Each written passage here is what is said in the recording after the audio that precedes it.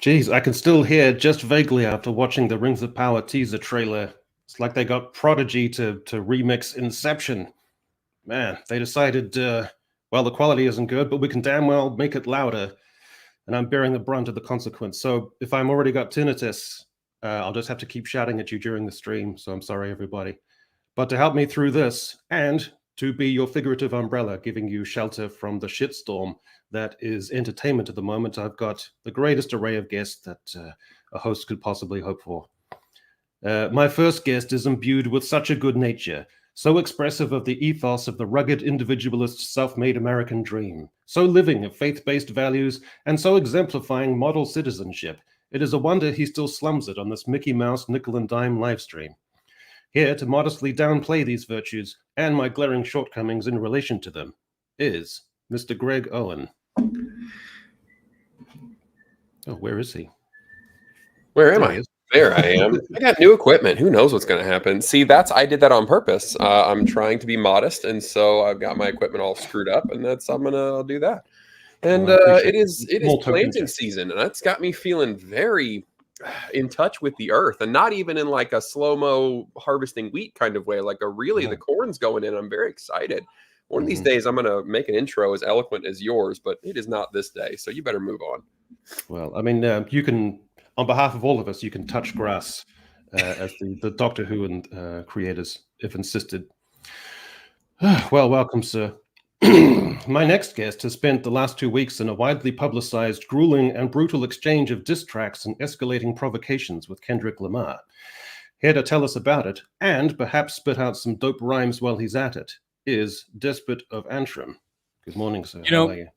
I'm very well, and I do have a bone to pick with Kendrick Lamar, because everybody refers to Pimp a Butterfly as a Kendrick Lamar album, and it kind of is. I mean, fair enough, he does very well on it, but it's a massively collaborative effort. There's dozens of artists on that album when you go into it, and like each track has 3 or 4 producers and many different musicians composed it, but people refer to it as a Kendrick Lamar album, like he came up with this thing entirely by himself, like it was like Andre 3000 kind of did with The Love Below, which really is a masterpiece, but it's not. Like Pimp a Butterfly is a great album, but it's not a solo album. It's a very collaborative effort, and people should not refer to it solely as a Kendrick Lamar album. All right, you heard it here, folks. Just when you thought the provocations were starting to de-escalate. And more importantly, yes, so I want to hear his response to that. But more importantly, thank you for having me on, and thank you to everyone for listening. All right. By the way, Greg, have you topped 50K in the subs yet? Surely that's any day now. I am, let me refresh, 8 away. Lads, come on. Chat, go to Greg on if you have not. He's currently Greg Quigier on the screen. Go to Greg on, and if you have not subscribed to Greg on, subscribe to him. He's only 8 away from 50,000. If we can get it during the stream, that'll be great. That'll be great. I forgot to use my stage name there for a second. And as you can see why I use Owen, it's just so much easier than that French-Polish nonsense that I have to sign on everything. All right. Well, to our third guest. My next guest either lives off an exit on the Parkway or lives off an exit off the Turnpike. Either way, woke up this morning by Alabama 3 automatically begins playing on his car stereo. He is Dark Hour. I live off of both. I live off an exit off of both. So that's just the way New Jersey is. You always go with a number. I heard that there's a thing where like there's North Jersey and South Jersey, and then no one admits the possibility of there being a middle New Jersey. Yeah, it's like a civil war within the state. So I actually live. America needs more of those. I live in what most people would describe as Central Jersey. So really my biggest problem is, so you guys might not know what this means, but anybody out there that's ever been to New Jersey or knows New Jersey, there's pork roll and there's Taylor ham, and that's the real argument. So blood has been spilt over less. Yes. But yeah, Well, I'm glad to be here. You know, I don't know these great to have- topics too well, but like No, in oh, typical no, no, no. American, No, in it'll be typical great. American fashion, I will scream loudly, I will scream firmly, and I will have no idea what I'm talking about. So, And we'll get some bacon afterward. Boys, the culture is in trouble. Like, we're in a really bad place. I've never seen it this bad before. Like, we're in surreal Twilight Zone territory with Rebel Moon and Doctor Who and Velma. This is rough. This is really bad. I've never seen it this bad before. I mean, it's like it's confronting watching entertainment. It shouldn't be that. You know what I mean? Yeah. Although, I mean, actually, last night I was watching. There's 3 Shooty Gatwa episodes so far. I watched the first 1.5, and Yep. compared to some of the stuff I saw recently, it was nowhere near as bad. I mean, I was in agony watching Rebel Moon and Velma. And I mean, yesterday I went to see Kingdom of the Planet of the Apes at the cinema, and I had to keep telling myself, just hang in there, don't walk out, just finish the movie. I was bored to tears. And after all that crap, Doctor Who almost came as a relief. It was actually watchable, I thought. I thought the first episode was dumb, but it was kind of okay. But the second episode was atrocious. I didn't get around to finish it. I was bored. It was the one with the babies in space. Yeah, that was fun. I think Greg just hit 50K, by the way. Hey, There it is. Hey, Greg. Thank you so much, everybody. And I think I was the 50,000th. I was hanging on at 49,999. I was just sitting there. I literally clicked it, and like 8 seconds later, you put your arms in the air. So I think it might have been me. Now I can join the conversation. I can actually pay attention to what we're talking about. I'm sorry. You were talking about Doctor Who episode 2. Were you talking about Space Babies? Because that's the one I just watched. What did you yeah, think but of that one? I got bored of that one. I mean, yeah, it was kind of boring and limited, but and kind of stupid. But it was cute. Fun, I guess. Cute. You know, but the second one, God, I was like in a grizzling, gloomy state of misery, just almost shouting at the laptop screen, going, "Just what was wrong with it?" The character of Maestro, like exhausting by the end of the episode, just overpowering. Just shut up after like 30 minutes of that stuff. God, it was atrocious. But we'll get to that later because we're going to start off by doing a little roundup of the news.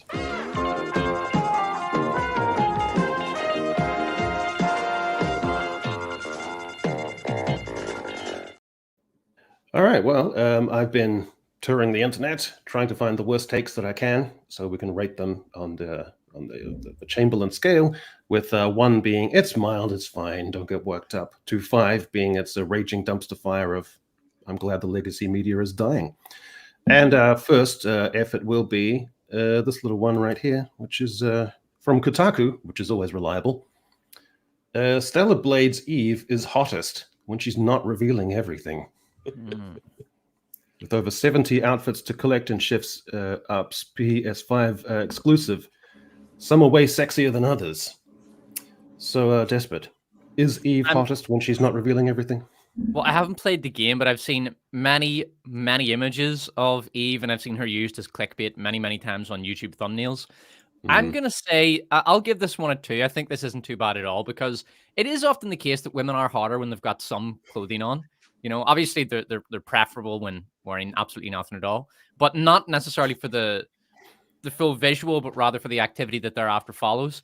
It's and also women can improve their appearance with clothing. Like they can make their breasts look larger and firmer and sort of higher up if they use the right bra. They can make their hip their ass to waist ratio look better with the right clothing. It's amazing what you can do with clothing. Women are great at it, and yeah, very often they do look sexier with. I mean, look at Slave Leia. You know, I don't think there's anything any woman could do to look sexier than that. But Darkar, if you have a choice, if it's a binary choice between when she is revealing everything or when she's not revealing everything, which is hottest out of those two? So we're like going with like full 100% butt ass naked versus like parka full coverage. That's what this is the only 2 choices I have now. Is that what you're saying? Well, I mean, I'm not sure if butt naked is an option unless it's one of those weird things that people do. I mean, I pretty much agree with everything Despot just said. Sometimes a little imagination goes a long way. Exactly. there's a lot of mods for games out there. I remember one of the funnier ones was like Resident Evil 2, where they completely take clothes off, and it actually just looks ridiculous and silly. And I've been blocked. So yeah, just having a little bit of left to the imagination always does it for me. So I would have to say, I guess I'll go with the 2 as well. I'm going to go with 3 only because it's Kotaku, and I know what they're trying to do here. Like if we were just sitting around having a conversation, you're like, hey, what do you think about women and their clothing and whatever? Like it was just random. Yes, I agree with you guys that lingerie or certain types of clothing, like they can actually be more sexy than nothing. But the fact that it is Kotaku and their war against this game is that they're trying to like convince the audience that they really don't want to see half-naked women when that is untrue. It's a 3 because of the wannabe psyop that they're trying to perpetrate here, but clearly failing, and they're going out of business soon. So that's very exciting. That's good. Kotaku's been going out of business forever, though. So yeah, that's a good point. When I was a kid, there was a rumor at my school that you can enter a code to make Katana and Milena take their clothes off in MK2. That's great. Well, Katana, what is it? Milena just ended up doing that on her own throughout the series. So later iterations, she's only wearing like bandages and stuff. Well, okay, so we give a mild score to this Kotaku piece. That's fine. All right, Matt Walsh blasts woke culture coming for popular children's cartoon Bluey over fat shaming episode. So, Greg, not even Bluey is immune from the woke mind virus, according to the Daily Wire. Well, I'm giving this one a 5. I just did a whole video on this. His stupid ass takes on Bluey and masculinity and stoicism, and then just Matt is. What is your take on Matt? He gets some stuff right. Politically, I think I agree with him a lot on policy, but then anytime he tries to talk about pop culture, he sounds like an ass. He just he's got this like old boomer character that he plays. And what's really funny is I did that video and I mentioned that, and I learned Friday when the video came out that man is a year younger than me. He is 37 years old. Jeez, that's terrifying. And I would have never guessed it based on the whole persona that he has cultivated. I'm thinking this guy is going to regale me with tales from Iwo Jima. Like, it's. I mean, this guy looks at least kind of like 50-ish, right? 53-ish kind of deal. That's what he's going for, and he is not. He is 37 years old, and I am still all that information. That's crazy. So I think if he shaved the beard, he'd maybe lose half a decade. Yeah. If you find pictures from him from just a few years ago, he wasn't rocking the beard, and he looks like a. He looks like a 28-year-old. Yeah, God. I think it's the beard plus the Portland chic of always wearing plaid. Yeah, what's really doing it for him. So he's like 15 or 16 years younger than Nerdrotic. So it's amazing, just like an approach to attitude to life and attire can do. That's amazing. God damn. All right. Well, Darka, are you familiar with the children's cartoon Bluey? Like Not an Australian particularly. cartoon? I've seen a little bit of it, but I would probably go with 4 here, just based on essentially everything I know about Matt Walsh and how he's completely disconnected from every single topic he tries to do in the pop culture world.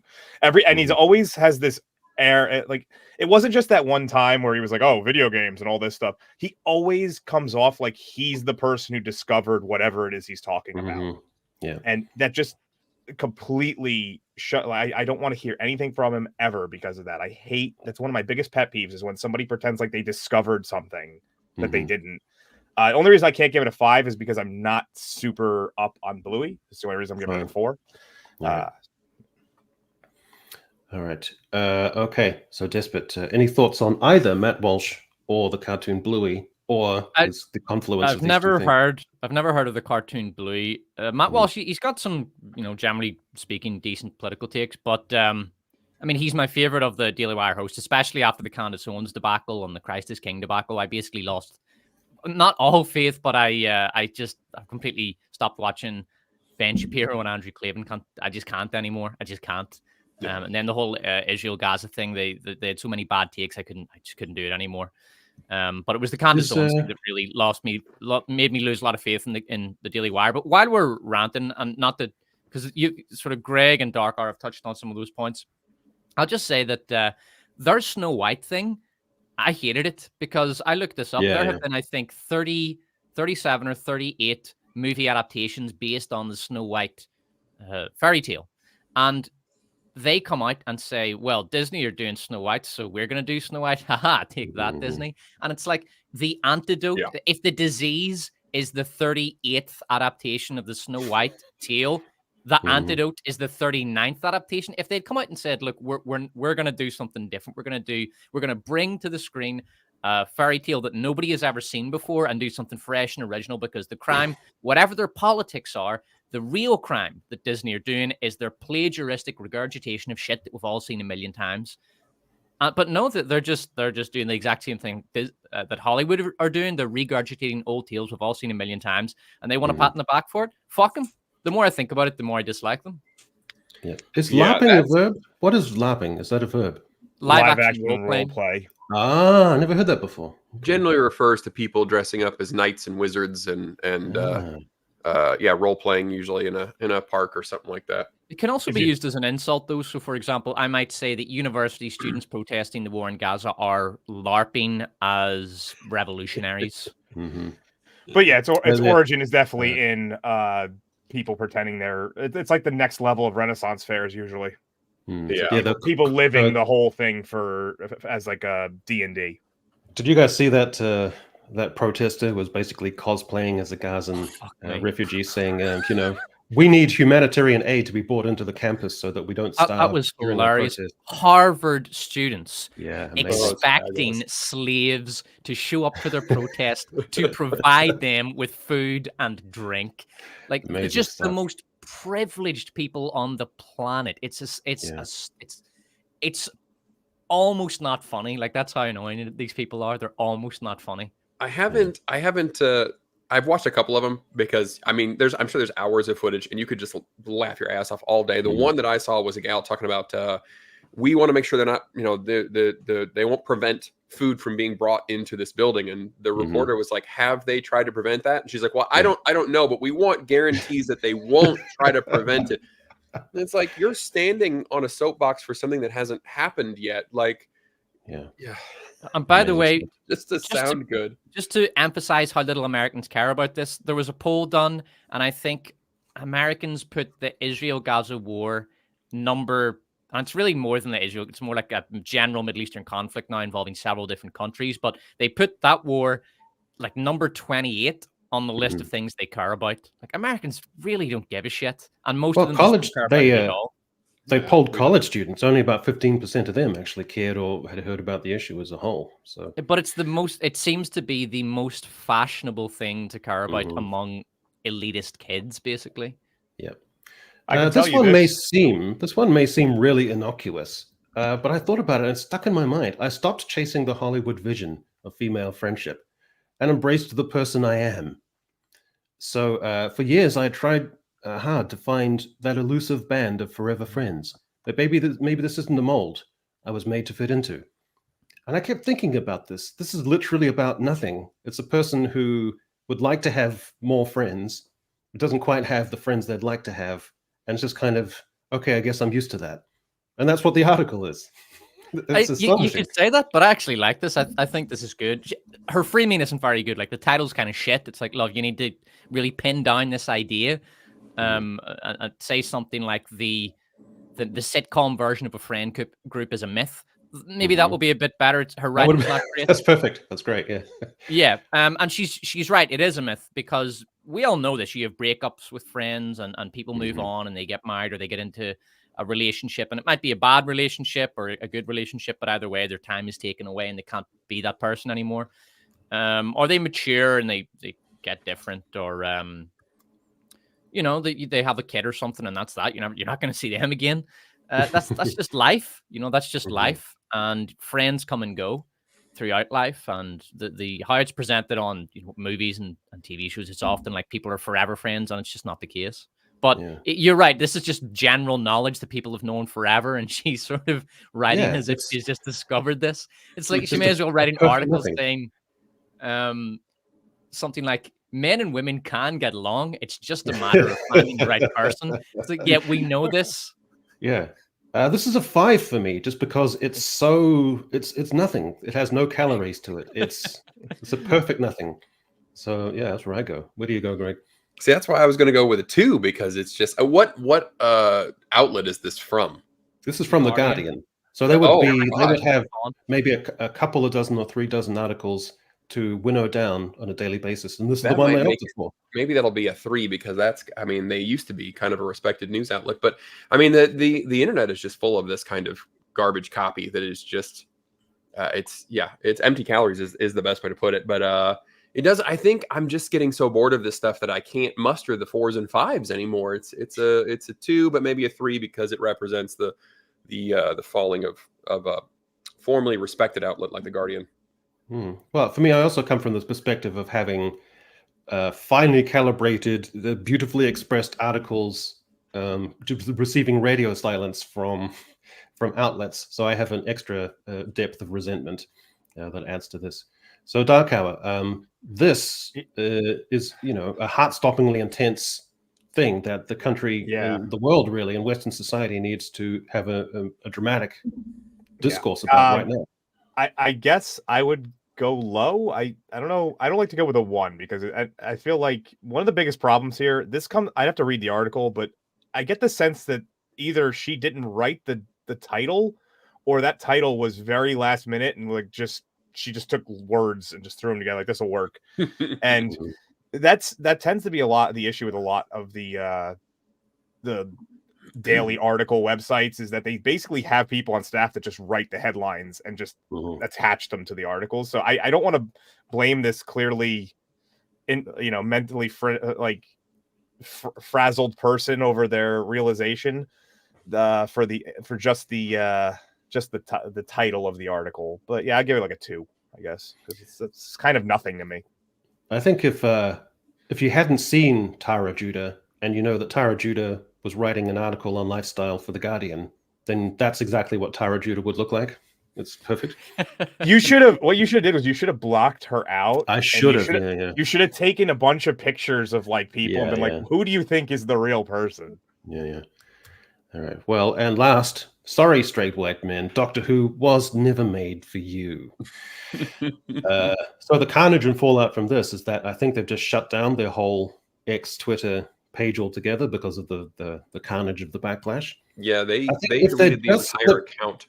Yeah, if they just slipped in the word, sorry, straight white men, Doctor Who was never made just for you, that would, I get your gist. But I think they deliberately left out the just to be a bit more provocative. Okay. And so Asiya Ifitkar, and this was her perspective.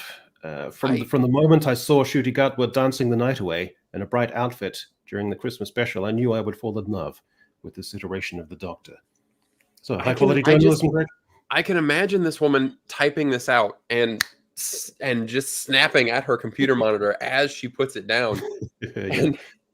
And she's envisioning herself screaming this at some man on the sidewalk and then tweeting about it afterward. And there's a lot of fantasy that's happening in this title. I'm going to give it a 4. I was going to go with a 5, but they've already suffered enough. They had to delete their entire Twitter account. So I'll just leave it at a 4, just because it's funny. Okay. Yes, do go to Mr. B's music channel. It's a pretty cool, smooth electronica track that the world deserves right now. So go check that out. Senor Maron. So Despot, where do you land on this? Oh, I'll give it a 5. It deserves it. It's unbelievably dumb. It's obviously, it's wrong. It's 100% wrong. And also, if you read the article, she believes that Doctor Who started in 2005 with the David Tennant reboot. And for her, anything that happens before that just doesn't exist because it's old. So who cares? So she gets absolutely everything wrong about it. And apart from anything else, I just hate the attitude, this idea that the main target demographic are the only people who should be watching it. So, for example, these same people who will talk endlessly about inclusion and about how it's so important that everybody see themselves portrayed in, that X demographic can finally see themselves, gay black men can finally see themselves on screen. That same person who never stops harping on about inclusion will at the same time turn around and say, it wasn't made for you. Like the most exclusive, nasty, mean-spirited. It's almost like kids on the playground. You're not a part of our play group. You're not a part of this group. You go away. It's so That's basically mean. it, yeah. And it does have that childish mentality, identity politics that you've seen a billion times before. It's just wretched. Well, it's just utterly wretched. And apart from anything else, a TV show was made. It does have a target demographic, and it should have a target demographic to be successful. But fundamentally, a show is for anyone to watch it. That's that simple. Well, before I get your other takes, I must introduce one more guest. If playwright Alan Bennett and composer Noel Coward had drawled and teased each other with flirty reproach over tea, and their erudite and ironical musings had been depicted in the felicitous prose of Ronald Furbank, then articulated further in the unfurling cadences of Alan Hollinghurst, then brought into two-dimensional form by Francis Bacon in shaky collaboration with Tom of Finland, then sparked to life by a pink Promethean flame, and thither to YouTube this amalgam repaired, it would likely take its final form in the urbane incarnation of today's featured guest, the Little Platoon. Hello, sir. I understood about half of those references, but I'll take it that all the rest of them were good as well. Yeah, I threw it together a little helter-skelter, but it's good to see you, and thanks for jumping on late notice. We're just talking about some terrible takes in the media, and we're about to transition from that to... I need to tell you guys about... I never got to get mine. Yes, I'm sorry, Doc. What was your rating on this? I was actually going to go the opposite direction and say that this gets a 1 because they got what was coming to them and they had to shut everything down. So I am actually completely, I feel like validated by it. I'm like, this was a stupid take and it got exactly the outcome that was required for a stupid take. I just found the funniest thing about this entire saga so far is the blaming it on the weather was my favorite one. Yeah, that was fantastic. That was great. The weather was nice, so people didn't watch it, even though it was overnight. Which counts for people who aren't watching it necessarily live. And I think it was Disparu said it best that they told people to touch grass and then blamed people for not watching it because they actually went outside and enjoyed the weather, which I thought was the greatest catharsis you could possibly have. Well, speaking of catharsis, I have to do a public one. For anyone who's been following me on Twitter, I've been trying to get Robot Head as a guest. And so I just want to show you a succession of tweets over the last 3 or 4 months, because I have to share it with someone, so I have to share it publicly. March 24th. I'm embarking on a campaign to secure the great Robot Head as a streaming guest 10 days from now. Antipodean sniping, Australian casual non-committalness, evoking of the Anzac spirit, all to ensue. I shall abide and hold fast. It is my Everest, which Aussies were late to scale.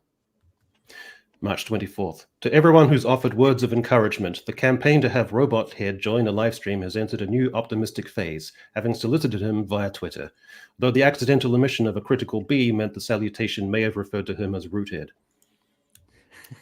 March 25th. The optimism in terms of obtaining Robot Head as a livestream guest has ebbed slightly as it enters a phase of patience and resilience, though your words of encouragement continue to fortify me. March 26th. For those following my ongoing campaign to secure Robot Head as a streaming guest, and who have by now come to see my efforts imbued with and reflective of their own struggles, I wish I had happy news to impart, but sadly, RH has yet not responded to my missives. March 29th. Petition to the Legislative Assembly of Victoria, Australia. The petition of Echo Chamberlain draws to the attention of the House the desire to have Robot Head contribute to the Echo Chamberlain livestream. The petitioners therefore request that the Legislative Assembly of Victoria take action to facilitate this inclusion on StreamYard. April 30th. The candle of hope in obtaining Robot Head for the upcoming livestream has trembled, faltered, and after a moment of guttering, all but sputtered out, leaving only a singed and acrid scent, and darkness, like the lighting of Shabbat candles in Schindler's List, except in reverse. May 12th. Have sent further entreaties to Robot Head re-livestream and furtherance of contact re-established a week ago, but now have neurotic but not necessarily unfounded evocations of the Morse code turning out to be nothing in the post-apocalyptic film On the Beach. 15 hours ago. No reciprocation as yet from my latest communicator robot head regarding Livestream appearance. Will shortly send an audio file of the 5 notes from Close Encounters of the Third Kind, then dispatch Amy Adams to Melbourne to reprise her role from Arrival with the whiteboard. So, robot head, it's not you, it's me. Okay, all right. So I think this is stuff that I have to deal with in me. And in a way, I thank you for that, for bringing this stuff to the surface, subconsciously, that I have to deal with. So I thank you for that. You know, Echo, I hate to be the one to tell you this, Echo, but there is no robot head. Mainly, I contacted the other guys and I said, look, do you know of a YouTuber named Robot Head? I've looked for him and none of us could find him. So I think maybe this might be very much a you problem and something you really need to get seen to. You know, we're worried about you, man. I know. I think he's kind of like a Kaiser Soze kind of figure. Like he's more a myth than an actual figure. But anyway, that's my catharsis. Okay, well, does anyone see the new Rings of Power trailer drop? No, I haven't. I was asleep when it dropped. Oh yeah. Well, stop living in loud. a weird time zone. It was loud. That's the most defining thing. It has the Inception soundtrack is done by Prodigy. And so they just slather it with the heaviest synths I've ever seen. It's like it's pretty. Crazy. It's good looking. That's all I can really say positively about it. Echo, I'm going to send you a screenshot of the like-dislike ratio. Oh, no, I've got that right here. Don't worry about that. You got that? Yeah. No. Yeah. When did you take it? Did you take it like just now or a few hours ago? I took it about an hour ago. I'll just send you the updated one. Okay. We need it updated per second. So yeah, because it does. It's on 1.3 million at the minute. Yeah, that's pretty savage. Platoon, have you had a chance to see the new little teaser? I have, yeah. I can't say anything from it really stuck out. I'm slightly prepared, weirdly, for this season to be ever so slightly better, but that is clearing the lowest of low bars. I think, I could be wrong about this, I believe they've got a little bit more of the source material they can work with. And it would be very hard to make as many mistakes, like discounting all the lore inaccuracies aside. I think it would be very hard to make the same number of mistakes as they did with season 1. And of course, they've got more women directing. So that is the answer to everybody's problems. More estrogen in the director's room will solve all of the issues. So I'm prepared for it to be ever so slightly better, but still pretty abysmal. And it's very hard to see how they claw back anything from this at this point. I mean, season 1 just trashed the reputation so badly that even if you were to start saying, okay, we'll be a bit more serious, it'll be a bit darker, it'll look a bit better, maybe the performances will be slightly better, maybe the writing will be a little bit tighter, and maybe we'll have a few more key jangly member-berry moments. That's nowhere near enough. I don't think you can salvage this. I think you really are just spending more and more and more money for ever diminishing returns at this point. But given that it's Amazon, I don't really mind that that's what they're doing. Maybe we're all wrong. The best we can hope for is that in the first series, they deliberately tried to make a lot of the characters slightly more effete or wimpy or self-satisfied, so that they would then have to go on a journey in a character arc where they would become stauncher and more stoic, and we would see them emerge. Isn't that the best we can hope for? Yes, maybe. The few of them go to the gym or something. They start, emerging as roided up, tougher, more masculine versions of themselves. No, I can't see young Isildur ever being anything other than Ocean Twink or whatever he was at the time. And he shouldn't even exist at this point in the timeline anyway. There's no way of fixing that problem. None of these people should be where they are doing the things they're doing in the places they're doing them at the point in time in which they're doing them. There is no way of fixing that. It is just balked beyond sense. The Sauron stuff slightly confused me because I thought they cast that tech support guy, and this is a different guy. But then he is a shapeshifter, isn't he? So I guess he could take multiple forms. This is Anatar, the gift giver, I assume, the angelic version. He's not very angelic, is he? But yes, but like Sauron goes to the elves as Anatar, doesn't he? So like when he tricks them into taking the rings, he goes in the guise of Anatar, the gift giver, who is described as being this fair angelic trickster. And eventually they see through him. So I guess this is him in that form, and I'm assuming he will take many forms, and this is just one of them. I think if you're ever going to make a character, very, very pretty, Anatar is probably the one to go for, but they haven't really achieved it. They've given him the hair. The hair is right. At least he's not got a buzz cut like Don Lemon does, but it's still a little bit short of expectations.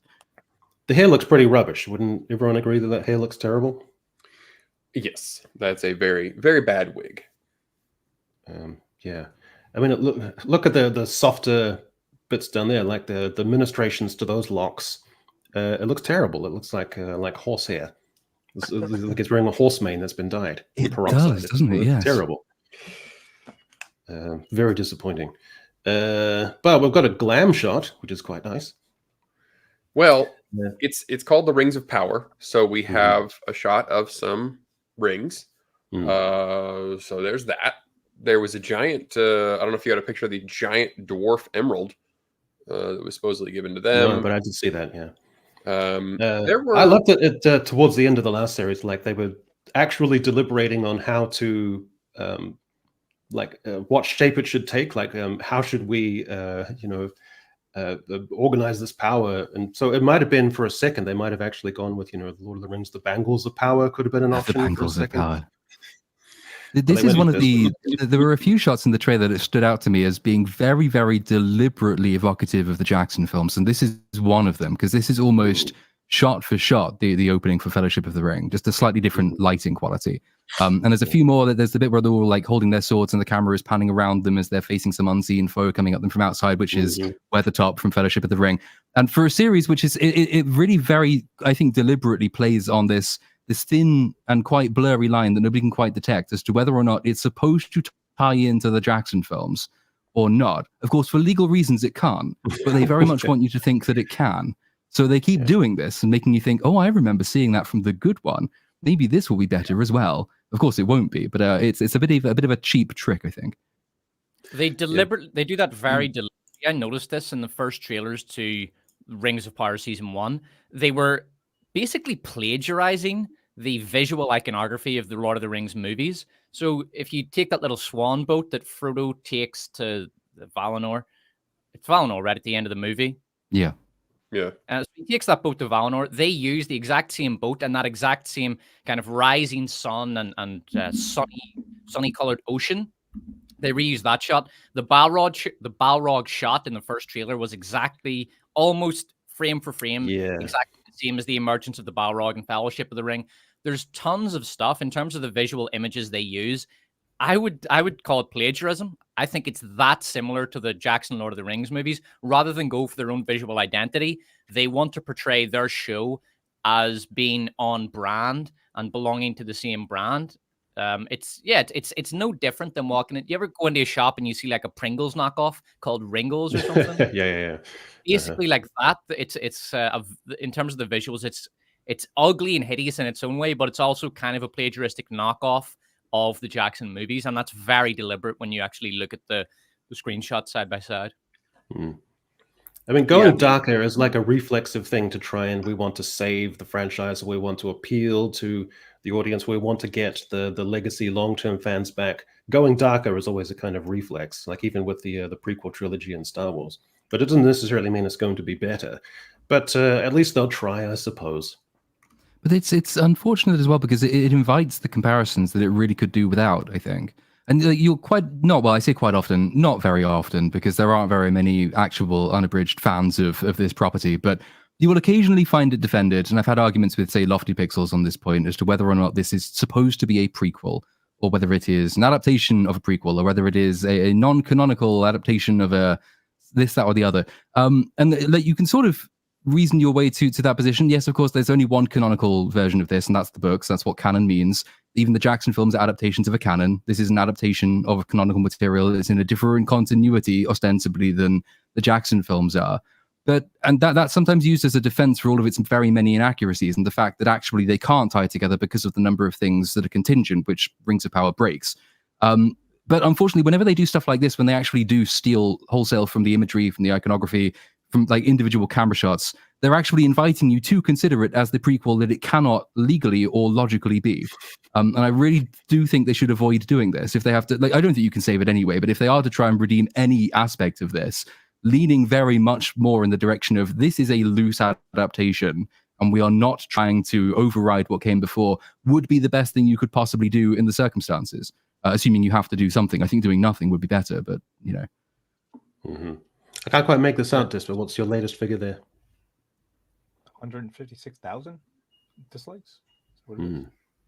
That's 156k dislikes to 45k likes. Brilliant. Let's try and put this in context because where's my one here? Don't we have to take YouTube with a grain of salt? Because YouTube is literally 90% male. That's what YouTube is. So when we see these mass ratios, don't we have to kind of take that into consideration a little bit? I don't think it's 90% male. I think it's a lot less than that now. I think bringing the gender in, it plays into it just plays into what they're like. It's the built-in defense that they want. Like, I don't want to sidetrack us too much, but I just watched the Society of Magical Negroes today because it's on Peacock now, and I don't want to pay for it. And they do a similar thing, like where they bring up a fake straw man, and that way, if you say you don't like it, then someone can say, "Well, of course you don't like. Of course you don't like it because of you're a man, you're a white man, whatever." So I even reject the premise that it's getting downvoted because YouTube is highly, if it is even highly male. I think this is it's just a bad show. I just looked it up. YouTube is 54.4% male. Oh, that's dipped a lot. Jeez. I think a lot. Yeah, it did used to be like that. It did used to be that like 6+ years ago. It was mostly men, but yeah, I mean, I guess which corner of YouTube you're talking about, right? So, like, I think film YouTube is probably skews more heavily towards male than female, whereas some of the biggest YouTube channels are just like horrific makeup channels of pink and lipstick and Taylor Swift covers, and it's just like it's on. I kind of think I should probably try and corner part of that market because it seems so lucrative, but I don't hate myself that much, so I couldn't possibly do it.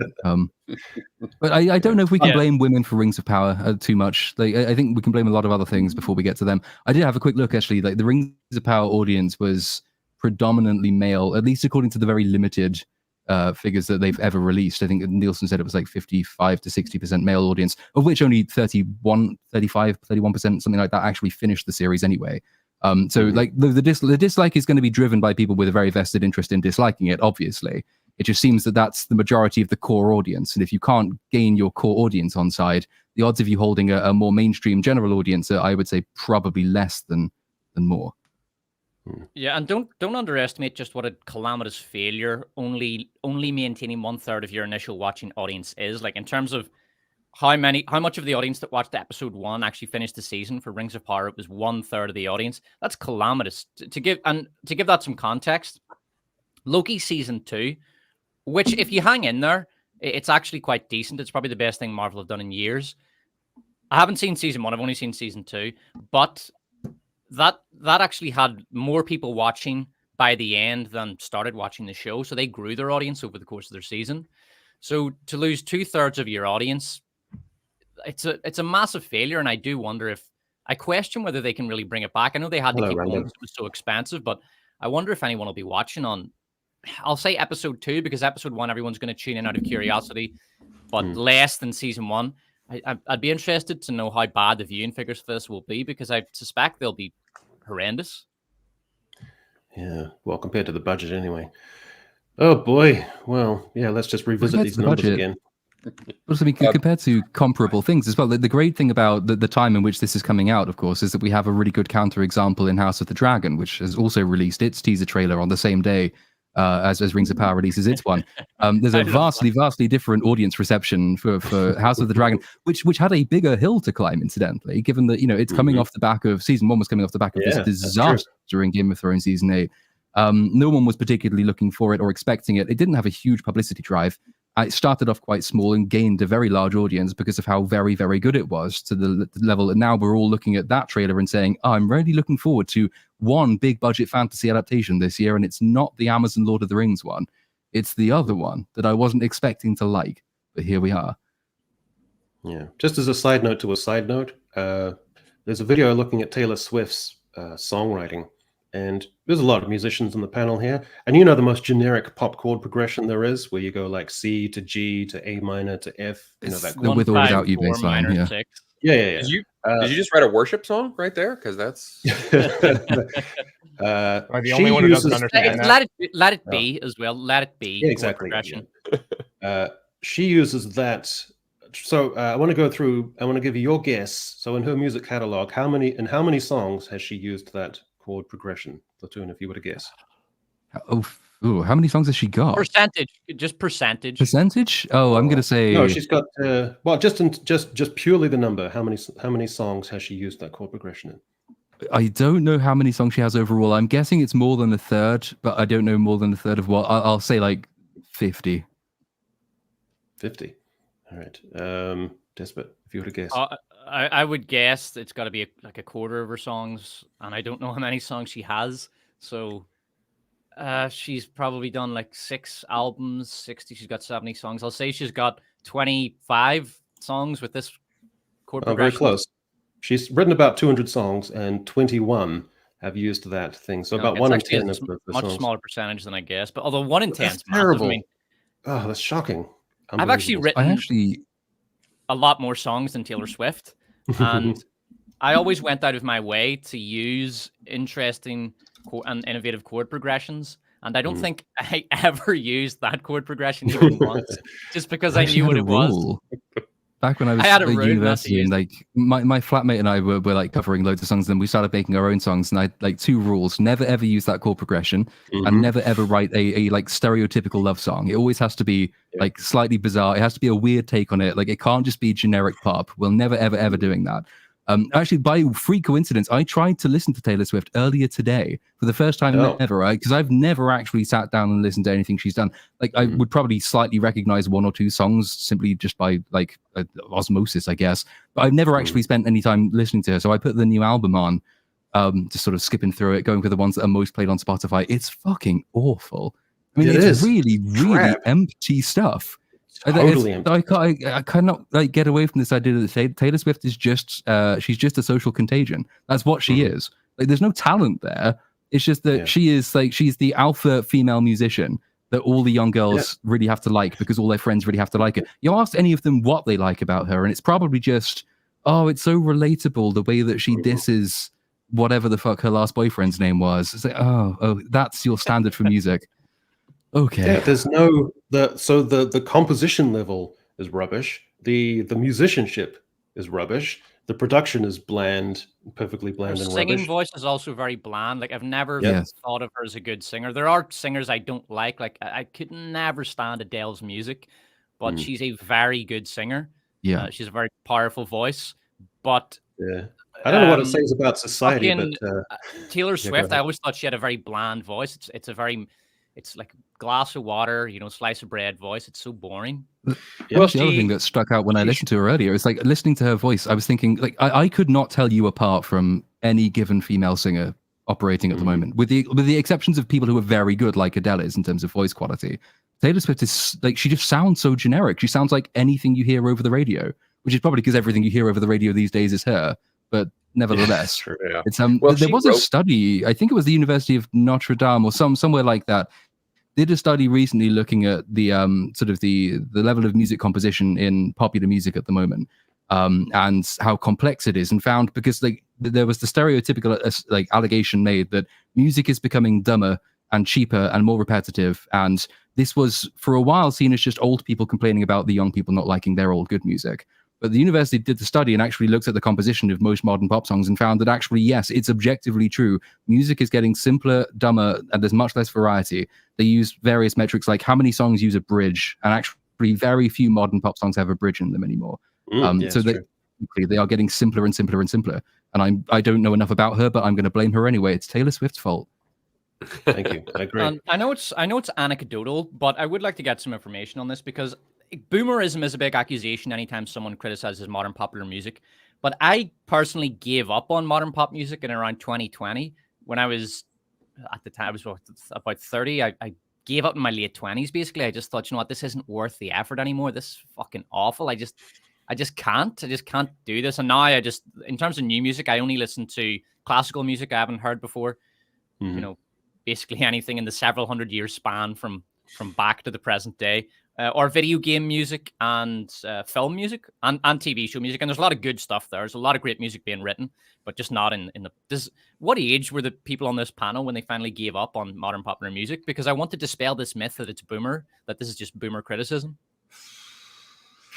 Jeez, I don't know. I was very young and I just never cared. That's why I've been very quiet for this whole topic. I was like... So, Toon, what about you? What age were you when you just realized popular music was shit and there's really nothing there anymore? Well, I sort of went backwards in this usual process because I didn't start listening to any like quote unquote popular music or like modern music until I was about 20, I think. Because up until that point, it was like I'd heard the stuff my friends were listening to and I thought it was shit. And that was when I was about 10. So like I was, and my mum's a classical singer, and so I brought up on classical stuff. So it was classical music and film scores up until like 18, 19, 20, when I started to actually find bands that were good. But obviously they'd mostly done all of their good music by that point. So I had a great time just going back, listening to stuff that people were really into about 20 years before I was born. And I've still got a huge back catalogue that I need to plow through. So I don't know that I've necessarily given up on popular music. It's just that I don't like anything that's come out since I've been alive, really. All right. Well, if you want to hear a poignant version of Skinny Love, go to Platoon's channel and you'll have a little treat there. I was alive at that. That was an exaggeration. Okay. I like Sabaton. That's the only band I like that's modern. So it's I never heard of that. they're a very interesting Swedish metal band. Every single one of their songs is based on a historical event or person. So like they have entire albums that are based on like World War II, the 30 Years War, like stuff like that. It's the only. Greg, there we go. Random Film Talk knows who I'm talking about right there. Greg, what is the weird transatlantic transmutation that went on where Notre Dame became Notre Dame? I've never quite figured that out. What's going on there? I have no. We just look. We just make things up as we want, and then we pronounce them how we want. And I think that's what happened. Yeah. We just America. I've heard it said that we take other languages into back alleys and we beat them over the head and we loot their pockets for random bits of grammar and syntax. And it's not quite the same if you say like the Hunchback of Notre Dame. Doesn't quite sound right. Notre Dame. What we do when we say the movie or like the story title, we repronounce it Notre Dame or like Nostradamus. So like we would pronounce it like those guys. We don't call them Notre Damus. Right. It's it's weird. We just do it with the school, with the University of Notre Dame. It's the only place. It's just one of those strange things that crop. It might be because of where it's located too. It just might be like a regional accent. We're getting super bogged down here, as Brownie would say. But Platoon, I got one more thing to run by you just while it's here, which is so quixotic. That comes from the story of Don Quixote, from his characteristics. So why don't we say someone is being chaotic? I do say chaotic, but I might be the only person who does. I don't know. No, like we'll huddle together in solidarity on that one. Okay, anyway, let's move on. What the hell is going on? This isn't natural. This is like entertainment should be relatively easy.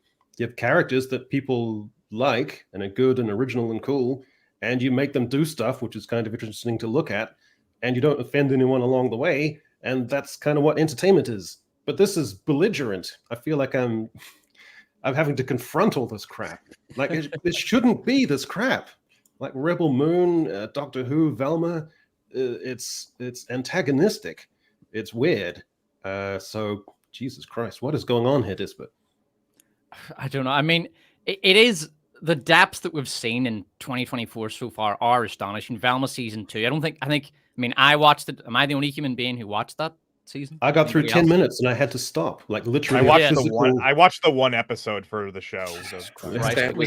I also watched all 10 of them, and I regret it immensely. It was torture to get through. I couldn't even face the prospect of doing a video on it. I just had to do a compilation video. I just couldn't get through it. You just had to I fucking couldn't, man. I could not sit down and say, you know what? I couldn't go through Velma and make the notes and watch all the episodes again. I just couldn't do it. And then Rebel Moon is just, it's so bad. It's bizarre. Everything is wrong with it. Absolutely everything.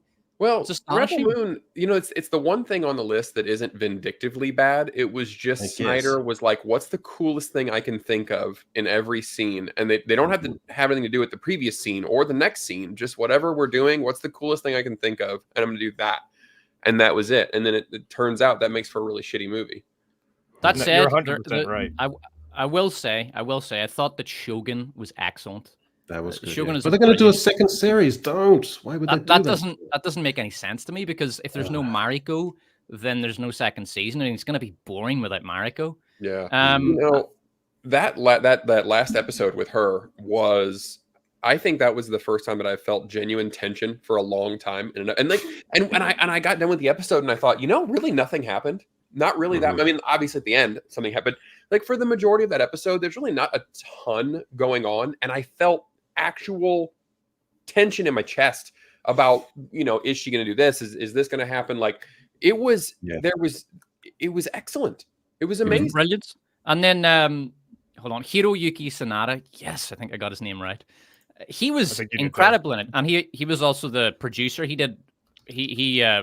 was very adamant that it be authentic and that it look real as far as the period was concerned. And he made a lot of effort in that, and he apparently had a big role as producer. Like he did amazingly in that. His performance is incredible. It's just a spectacular show. So as pessimistic as we can be, there is still some terrific stuff coming out. I said it last time when I was talking about that. Some people say Fallout was amazing. Fallout was shit. But I said it. I said it last time that we were talking about this, Greg. That with that show, Shogun, that we didn't need to have the huge, spectacular finale set piece. That there was just a genuine, emotional, poignant catharsis with Fuji-sama in the boat and the ashes, and that was a really poignant and beautiful moment. That's all it needed, I think, for me. Has a good movie come out this year? Anybody? Geez, I don't think so, but we'll get on to that in a second. So, no. Hey, Dark Hour M8566 asks for $5. Have you seen Jersey Boys? If so, what did you think? If not, go see it. I've never seen Jersey Boys. No, if it's anything like my life, then I just live that. If it's just... and Dark Hour will two super chats for me. This is disproportionate. I know. Dark Hour will agree with me. Fight Club insists for $5. People who call pork roll Taylor ham will call it Coke instead of soda or pop. That's a very deep cut, I think, for Jersey. So anybody who doesn't know what pork roll is, it's basically it's a deli meat for breakfast. It's essentially if bologna and bacon had a baby. That's the best way I can put it. It's very it's pork that's sliced into like little circles, and you fry it up. And I think I know what that is. Yeah. And the first company that made it was Taylor Ham brand. It was the Taylor, and it says right on the damn fucking package, Taylor brand pork roll. And it's been an argument for years. I don't know why the argument persists. It says right there what the product name is. I don't get it. So it's like aspirin. It's a very passionate thing for New Jersey, for people from New Jersey. So it's like Hoover or Disprin just become known as the thing. It's kind of the closest argument I could put is people call it Band-Aids versus adhesive strips or bandages. It's like the brand name versus the actual product. I've got a lot of respect for Mr. Despot, box office brawler maintains for $4.99. This man can't be beat. Is anyone genuinely excited for a single film hitting cinemas this year? Love you all. Well, we're going to be raises a good point. I think we're going to be discussing 12 upcoming movies soon, and it is a fucking grim roster. Yeah. Hasn't it been bland so far? It's been terrible this year. Okay, we're going to do it. Here comes the Doctor Who thing. Okay. So, So the first episode was actually kind of kooky and a bit dotty. Fine. My only complaint would be that, for me, the energy and interplay with Doctor Who was always relied on a cool thing where the companion will be confused and incredulous and panicky about stuff, whereas the Doctor will just see bizarre phenomena to him as sort of interesting or not particularly distressing. And so you get that cool interplay between the two. That's always been a kind of cool dynamic. Whereas here, you've got both of them sort of panicky and jumpy and like clutching each other and that kind of thing. And they both have the same kind of manic energy. And it's very loud. So that's my big first complaint, at least about that first episode, which was manageable and kind of workmanlike. But the second episode was pure torture. There was one scene where it's not about progressive versus not progressive. It's about proportionality. So if you have too much progressive, that's the issue. So progressive is fine. But if you have the gay writer who's created a scene where the gay black doctor is confronting the two-time RuPaul's Drag Race winner in a scene, that's not proportionate. That's just pure indulgence and almost narcissistic. And it was just horrific. So I was grizzling and almost weeping at the screen, just wanting Maestro to shut the fuck up. So loud and garish. And so it was a nightmare, that second episode. Thoughts, gentlemen? So I am not a Doctor Who watcher. So I was kind of interested because I saw this listed as season 1, like it was like a reboot. Like it seems like they're trying to relaunch the series.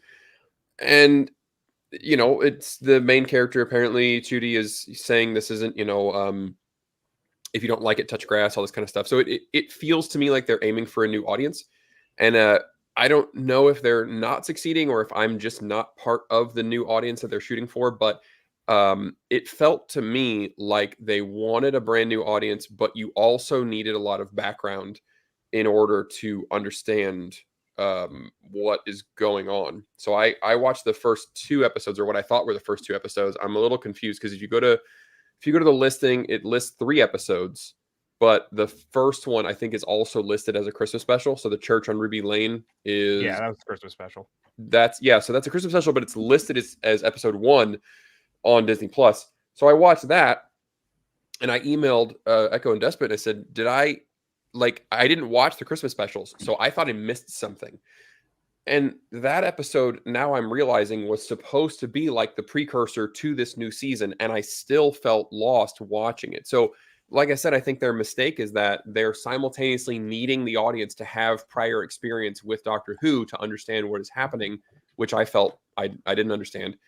But also, it seems like they're taking it in a new direction, and they're trying to attract a new audience, but they're not laying the groundwork to attract that new audience.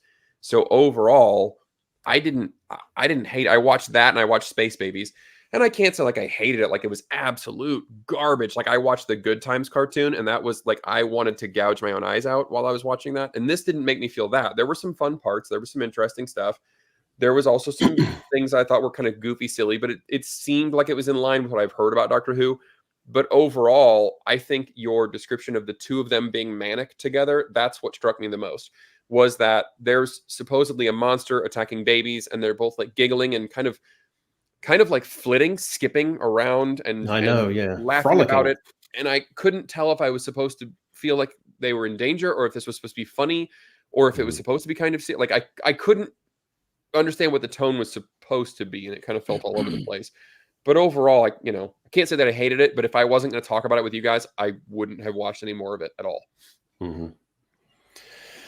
All right. Despot, thoughts? I'll keep it brief. I'm so sorry. One more. I love there were 2 lines in the Space Babies where the dialogue gets bad when you can tell that they have a thing they want to say and they can't figure out how to work it in, so they just say it. So they were just like, oh, these babies are here because they won't allow us to stop making babies, but they also won't take care of them when they're born. And I swear to God, if somebody had looked into the fucking camera and winked as they said it, it would have been less subtle. And then a few moments later, they were, the gal has her whole speech about refugees and how, refugees have to turn up somewhere. They won't just come get us. And it's like, that's how, otherwise it's kidnapping. So I don't really know. They wouldn't be refugees at that point if you went and got them. But it's stuff like that where you can just tell this is something that's important to Russell T Davies, and he really wants to let people know this is how he stands on these issues, but it doesn't work in the dialogue. So he's just like, fuck it, I'm throwing it in anyway. And it sounds weird in the middle of a conversation. To his credit, I will give him credit for being very good at the gradual reveals. Like, here's some sort of initial setup, and we're very confused. And then his gradual unpacking of stuff. In an episode, he's very good technically like that, so we'll give him credit for that. Yeah, Despot, any thoughts? I only saw the first episode. I saw about half of the babies episode and gave up on it. But the first episode I thought was quite good. It was well written, and the gremlins kidnapping babies was a fun kind of interesting episode. I thought that Ncuti Gatwa was nowhere near as bad as I initially thought he would be. Like, going in, I expected him to be a profoundly unqualified actor who was given a role that he didn't deserve because he's gay and black, but I actually thought, no, he's actually a pretty good actor. He's charismatic and he can carry the role. All that shit he said in marketing aside, he does seem to be a good actor. Now, bear in mind, I'm a tourist in the Doctor Whoniverse, I don't really have any idea of who the Doctor is as a character, so I can only judge what I'm seeing on screen. And I thought Ncuti Gatwa, for the character that he's performing, he did it quite well, and he is a fairly good screen presence, and he pops on screen. The girl I thought was pretty crap. She's very dime a dozen. She's a very generic actress. She could get 1,000 other girls. Some would be better, some would be worse. And I don't think they have good chemistry. I think that they basically fucked up in terms of finding the right sidekick for the Doctor here. Whether or not you like the casting of Ncuti Gatwa's side, once you've chosen him, you have to pair him with someone with whom he has great chemistry and who he matches up with really well. I felt these two felt very flat on screen together, and it just doesn't come together very well at all for me, this pairing. Even that in that screenshot, you can kind of see it almost like this forced aspect to the chemistry. It's not there. I think that she's a mediocre actress, and they should have gotten someone who had better chemistry with Ncuti Gatwa. And I don't mean sexual chemistry, I mean screen chemistry. And that's a huge part of, I know that that's a really big, important part of Doctor Who. So that was kind of boring. And other than that, I don't have any really strong opinions for it because I haven't gotten on to the third episode, which is apparently awful. But that's my thoughts on it. I don't have any particularly strong feelings about it. I think the first episode was fairly decent and watchable with some problems. Okay, well, I need to hear your take on the second, because then I think you might do an abrupt U-turn. But Dark Hour, did you have a chance to give this a squiz? I didn't really. I just watched clips and stuff just to refresh, and I 100% agree with Despot. So I'm not a full tourist. I'm kind of a person who would be. In the mid 2000s, the whole relaunch, I was really into it. I did dip my toe into the older stuff, and then got out right around the middle of Capaldi's era. So I'm not too withdrawn from Doctor Who, but for the most part, it might as well be a brand new thing. And the way I would look at it is nothing about what they're doing appeals to anyone in my demographic who was kind of disenfranchised by the franchise to bring us back. And I 100% agree with Despot that the most important aspect is the companion Doctor chemistry. That was one thing that they did get right for the most part in the New Who era. Generally, the companions did play well off of whichever actor they had, and this is not working at all. And I don't know what demographic they're trying for, because if it's the gay black demographic, then that is a extremely small demographic. But it's everything about it just screams we couldn't give two shits about anything but what we like. They're basically writing for themselves at this point. Whoever writes the episode is writing it because that's what they want to see. They're not worrying about if it's going to attract any attention for real. That's which is pretty common amongst a lot of things. So Platoon, obviously there's a glut of representation that relates to you. And so therefore by connection you thrived and were energized by this, had a great time, and by the end of it, when there's a dance number where in Abbey Road Studios George Martin is twirling around in the room and there's disabled people waving around, so you thought, I'm loving this, I feel seen, and therefore it's good quality, and that's it, we can move on, right, Platoon? Yo, absolutely, yeah. No, the final musical number in episode 2 was the bit when I actually turned off in disgust, having considered turning off in disgust several times across both episodes, and not counting the Christmas special, which I don't remember anything of at all. So beginning with Space Babies and whatever the other one was called, I actually found that this is like it's quite offensive in a way. I think in several ways actually. Someone, I think it was Jacob, who made the point, like it's almost like Russell T Davies, who is supposed to be himself gay, is not actually gay, but what he's doing is just like he knows about the stereotypes and is just including as many of those stereotypes as is possible. Consequently, like his characters that he puts on screen make me feel very, very, very potently homophobic. I fucking hate them. They are actually horrible to watch. I've never seen anyone flounce around as much as Ncuti Gatwa does. Like, and I think the other way, and the slightly deeper way in which this is quite an offensive show, is that Space Babies in particular very clearly, to my mind, sets out what the target audience for this show is, which is either children or people with a mental age of children. It's not for serious people. It is very deeply unserious. It's very clearly appealing to young children. At the same time, you get episode 2, which is deciding that, well, we don't really have very much going on story-wise, but what we can do, absolutely, is to make a point about pronouns. Let's get the pronouns in there. So simultaneously, you're targeting very young children, and also you're sacrificing your plot to push very factional political agendas in the name of identity and representation, which I find pretty disgusting. Even though, like, nominally, I'm an alphabet person. Hooray, I'm represented. No, I don't want to be represented by anything to do with this. I think it's quite a disgusting enterprise, like, thematically. I think it's incredibly incompetently done in every other respect. I think it's terribly written. The Space Babies episode was just incomprehensible to me. It looked horrific. The acting was dire. The dialogue was appalling. There's no time to actually take anything in. It's just, let's quip our way through the setup as quickly as we possibly can and get as many of the quippy jokes in there as we possibly can.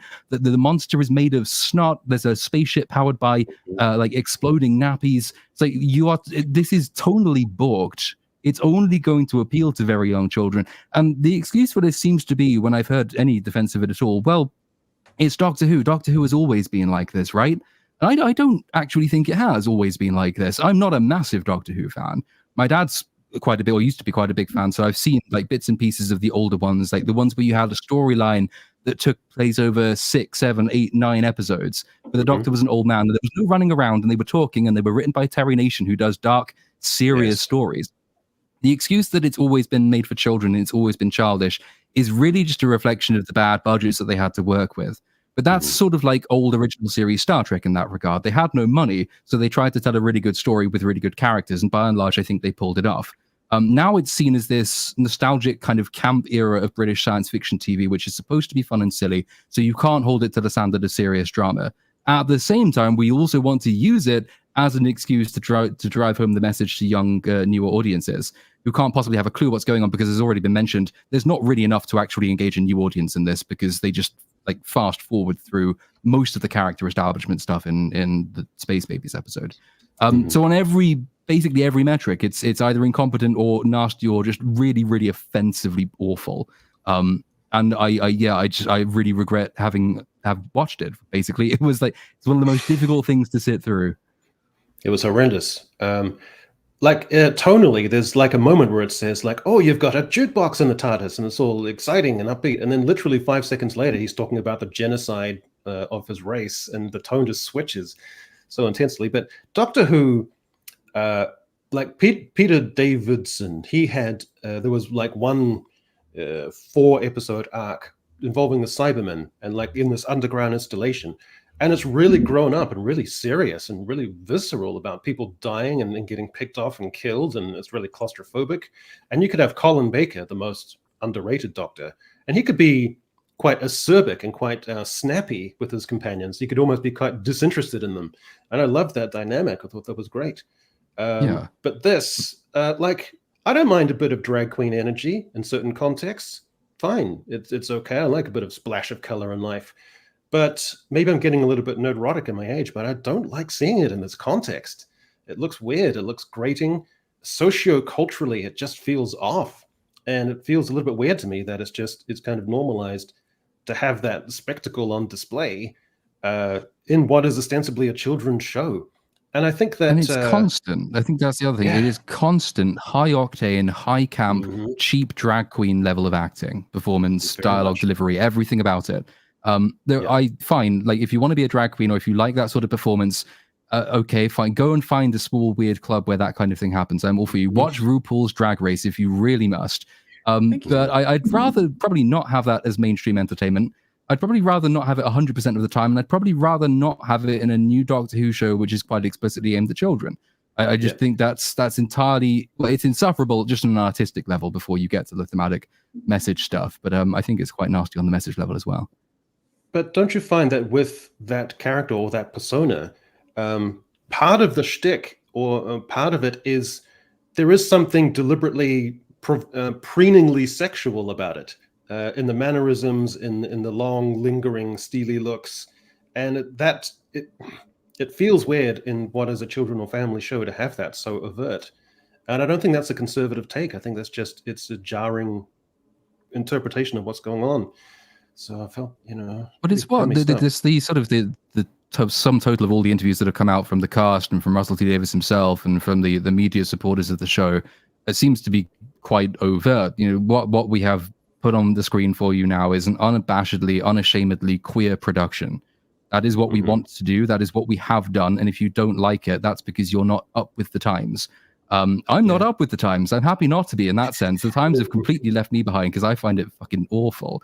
But also that's very much, I think, one of the explanations, at least, for the poor quality and everything else about the show, which is that they're not actually in it for the sake of telling stories with the characters they've got. They're not really about inheriting Doctor Who as a character. They don't really give a shit about the tradition.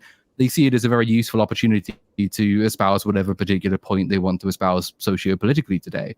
And everything else takes a backseat to that, quite obviously takes a backseat to that. And it takes you out of any dramatic production if you have to go into a scene and there's a conversation with a weird performing arts RuPaul's Drag Race knockoff thing, and then you have an argument over what you're supposed to call it in terms of its pronouns. This will be outdated quicker than the fucking calendar this year. But that's the thing we have to go with, because that's what Russell T Davies really cares about. He said, you know, if LGB without the T is murder, I think is one of his lines. Clearly hasn't read the cast report recently, because it's sort of the other way around. But, you know. I'll get to that. But I thought that getting old was supposed to be like a gradual glide path, that you have a few things around the edges where you start to think, maybe I'm a little bit out of sync with this now, and it gradually gets worse. But I just feel like in the last 6 months, it's like this cavalcade of crap, which is making me feel deeply out of sync with the culture. Platoon, you have to explain this to me, because everyone has been piling on about the ratings for these first 2 episodes, the terrestrial ratings, and overnights for episode 1, 2.6 million, episode 2, 2.4 million. So compared with prior seasons and prior debuts, those are really bad numbers.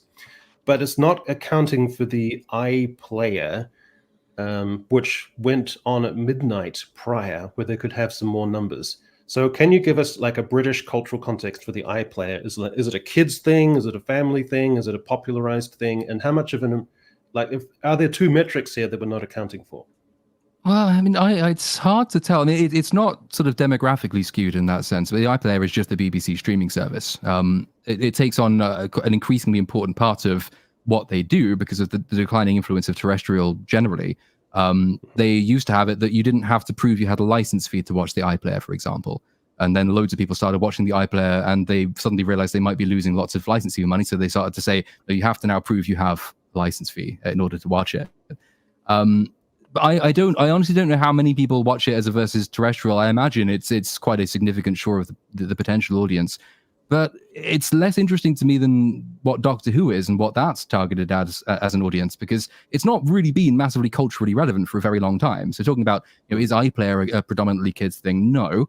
But I think Doctor Who, though it wants to be a predominantly kids thing, now is, if it's anything at all, the kind of thing parents sit down to watch with their kids, because their kids don't really know what it is. Their kids have moved on.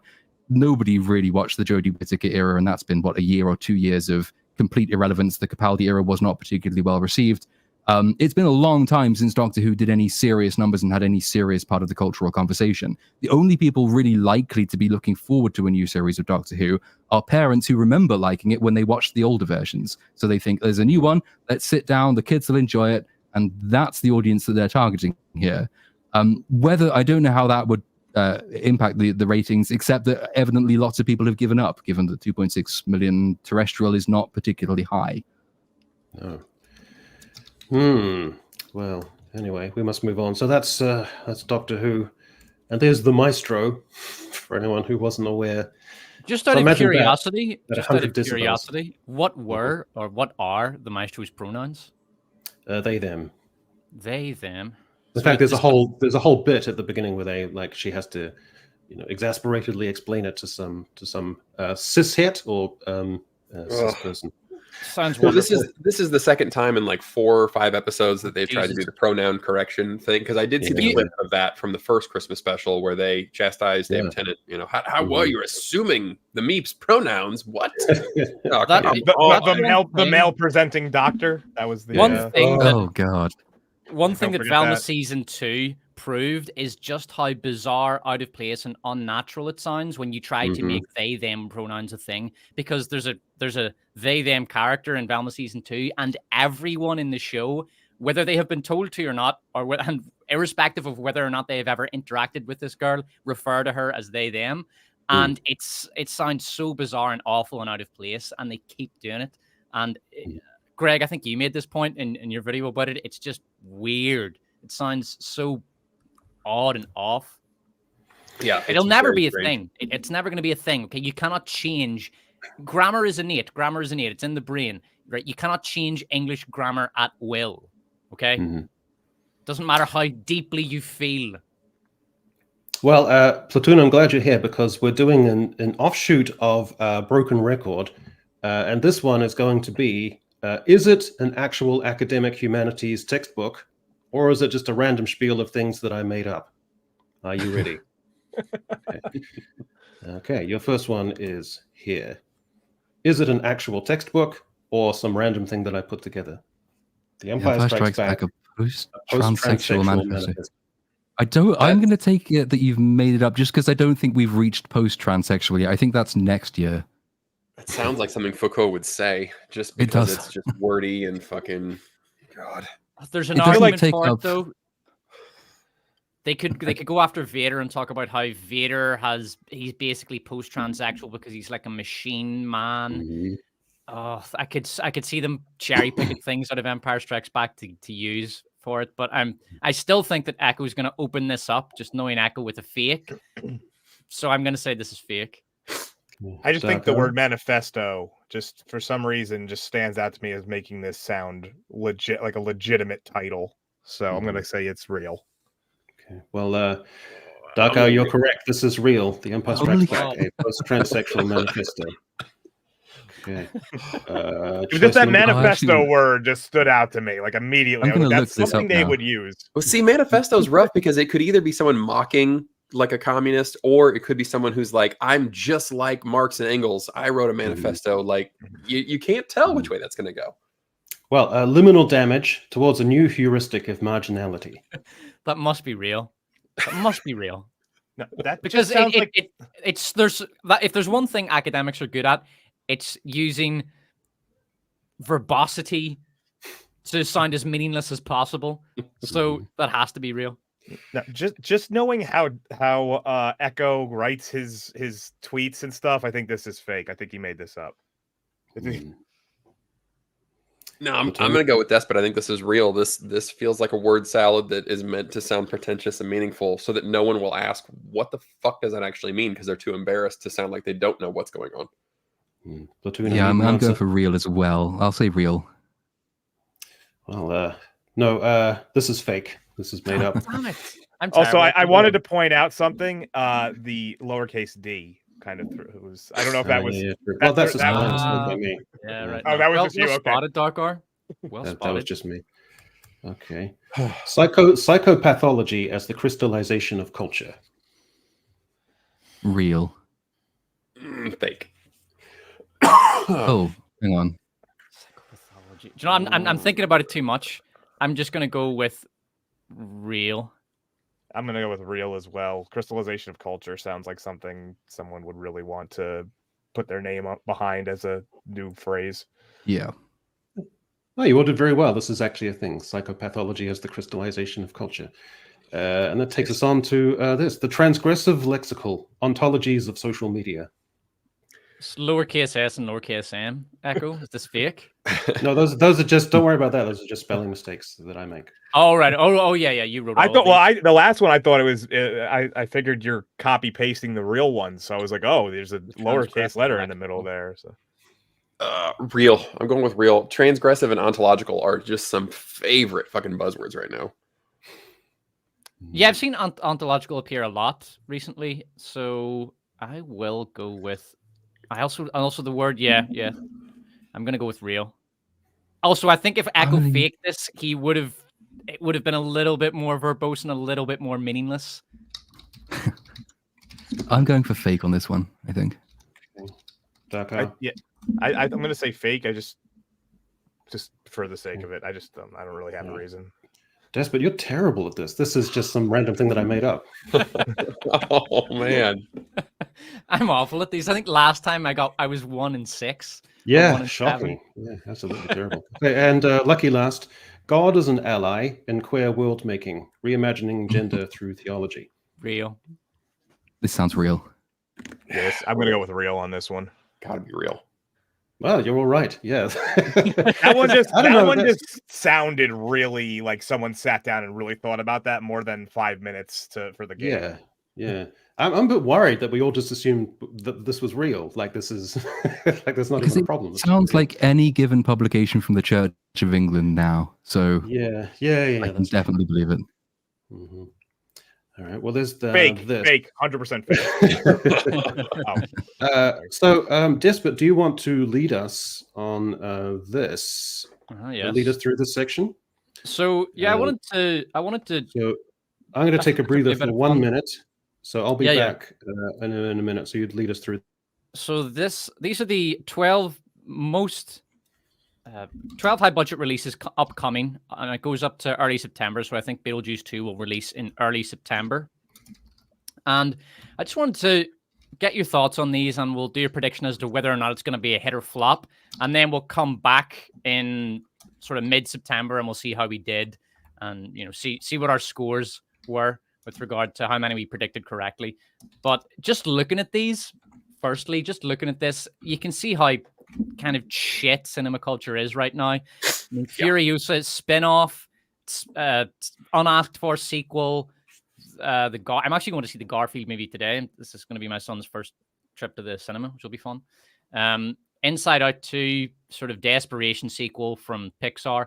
A Quiet Place Day 1, unasked for spin-off. Despicable Me 4, unasked for sequel. Twister, unasked for remake. Deadpool Wolverine, we'll talk about that in a bit. I think that is probably the one thing that some people are looking forward to. They're looking forward to it. I'm afraid they're going to be disappointed on that one. Borderlands, which is based on a video game, right? Absolute fucking shit.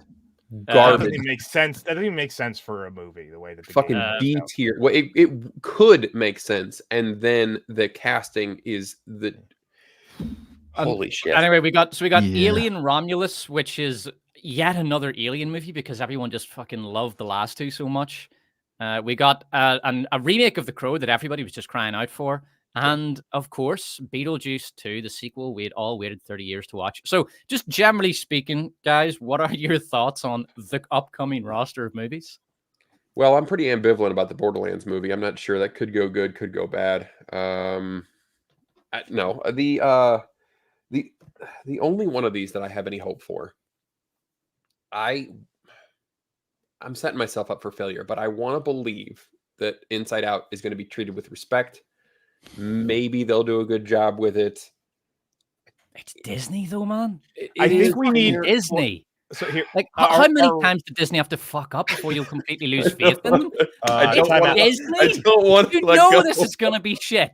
You know this. Are we judging this on whether it's going to be terrible or whether it's just give your general thoughts? Just give your general thoughts. Like, is it going to be any good and is it going to make money? But before we get to the money part of it, let's actually talk about the interesting aspect of it, which is.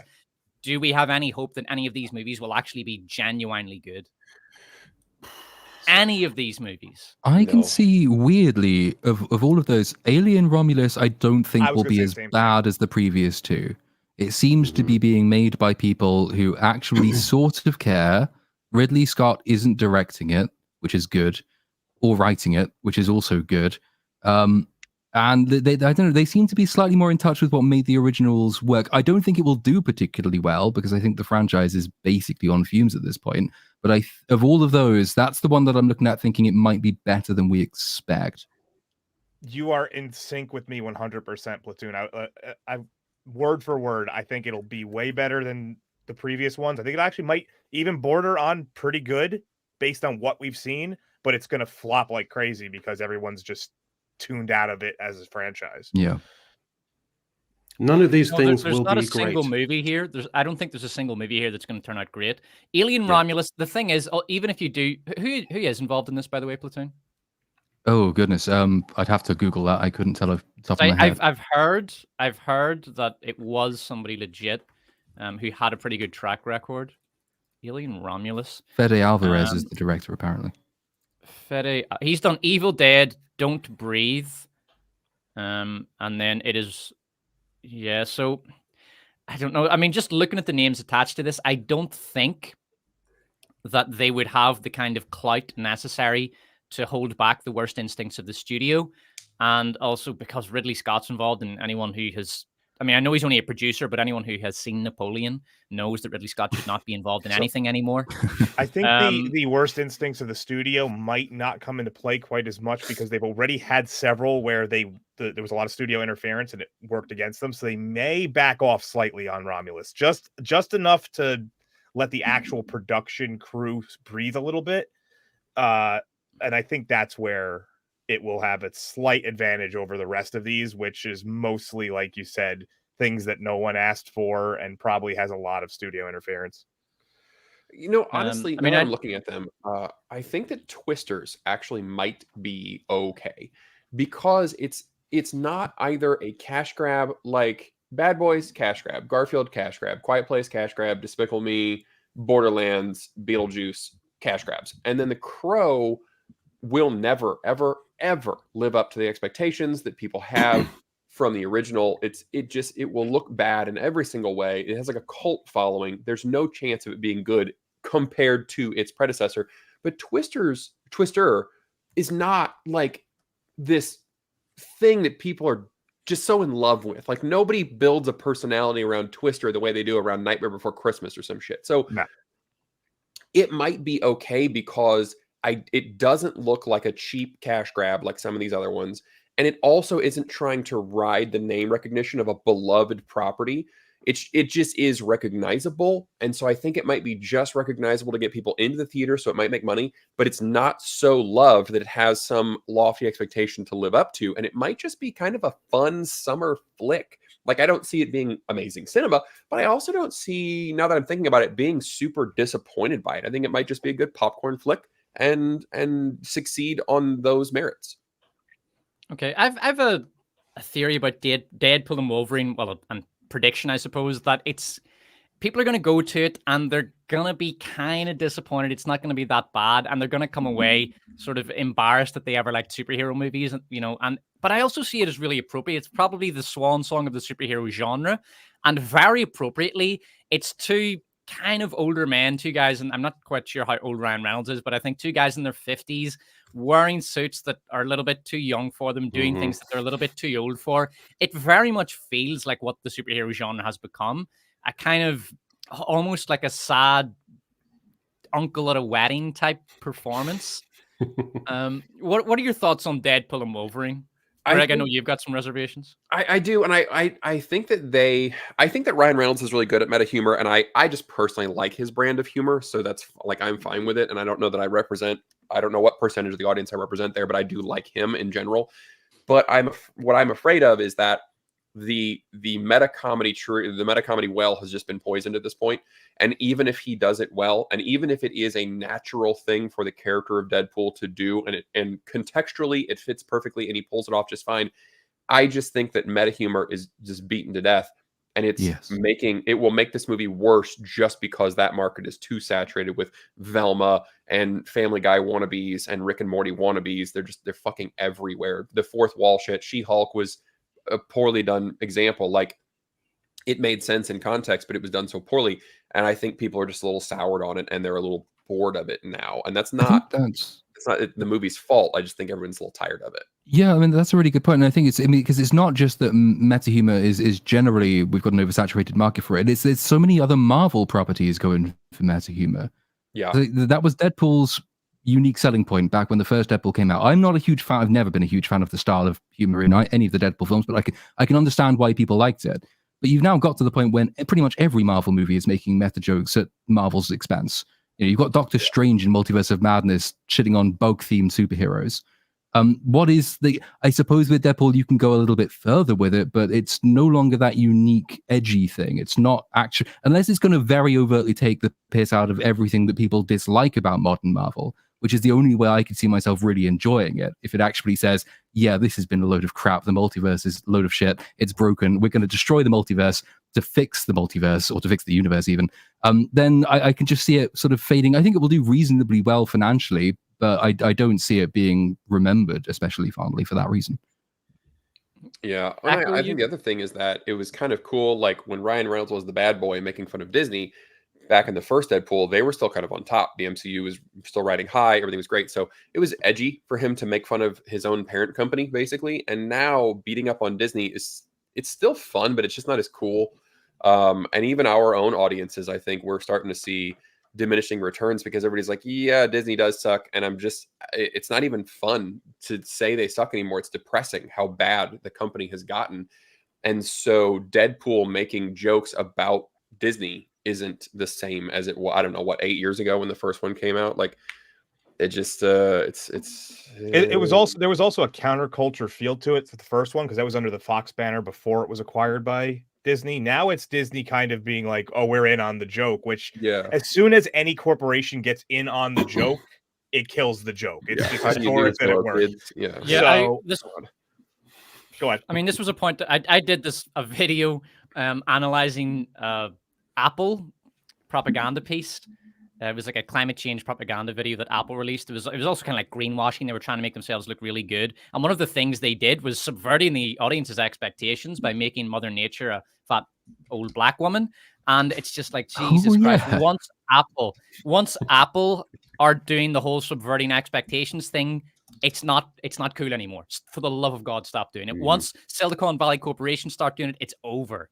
It's over. And that's very much how meta humor feels to me right now. It just feels kind of cringy in 2010s and dated. Echo, do you have any hope for any of this shite? I think you were sitting this out a little bit.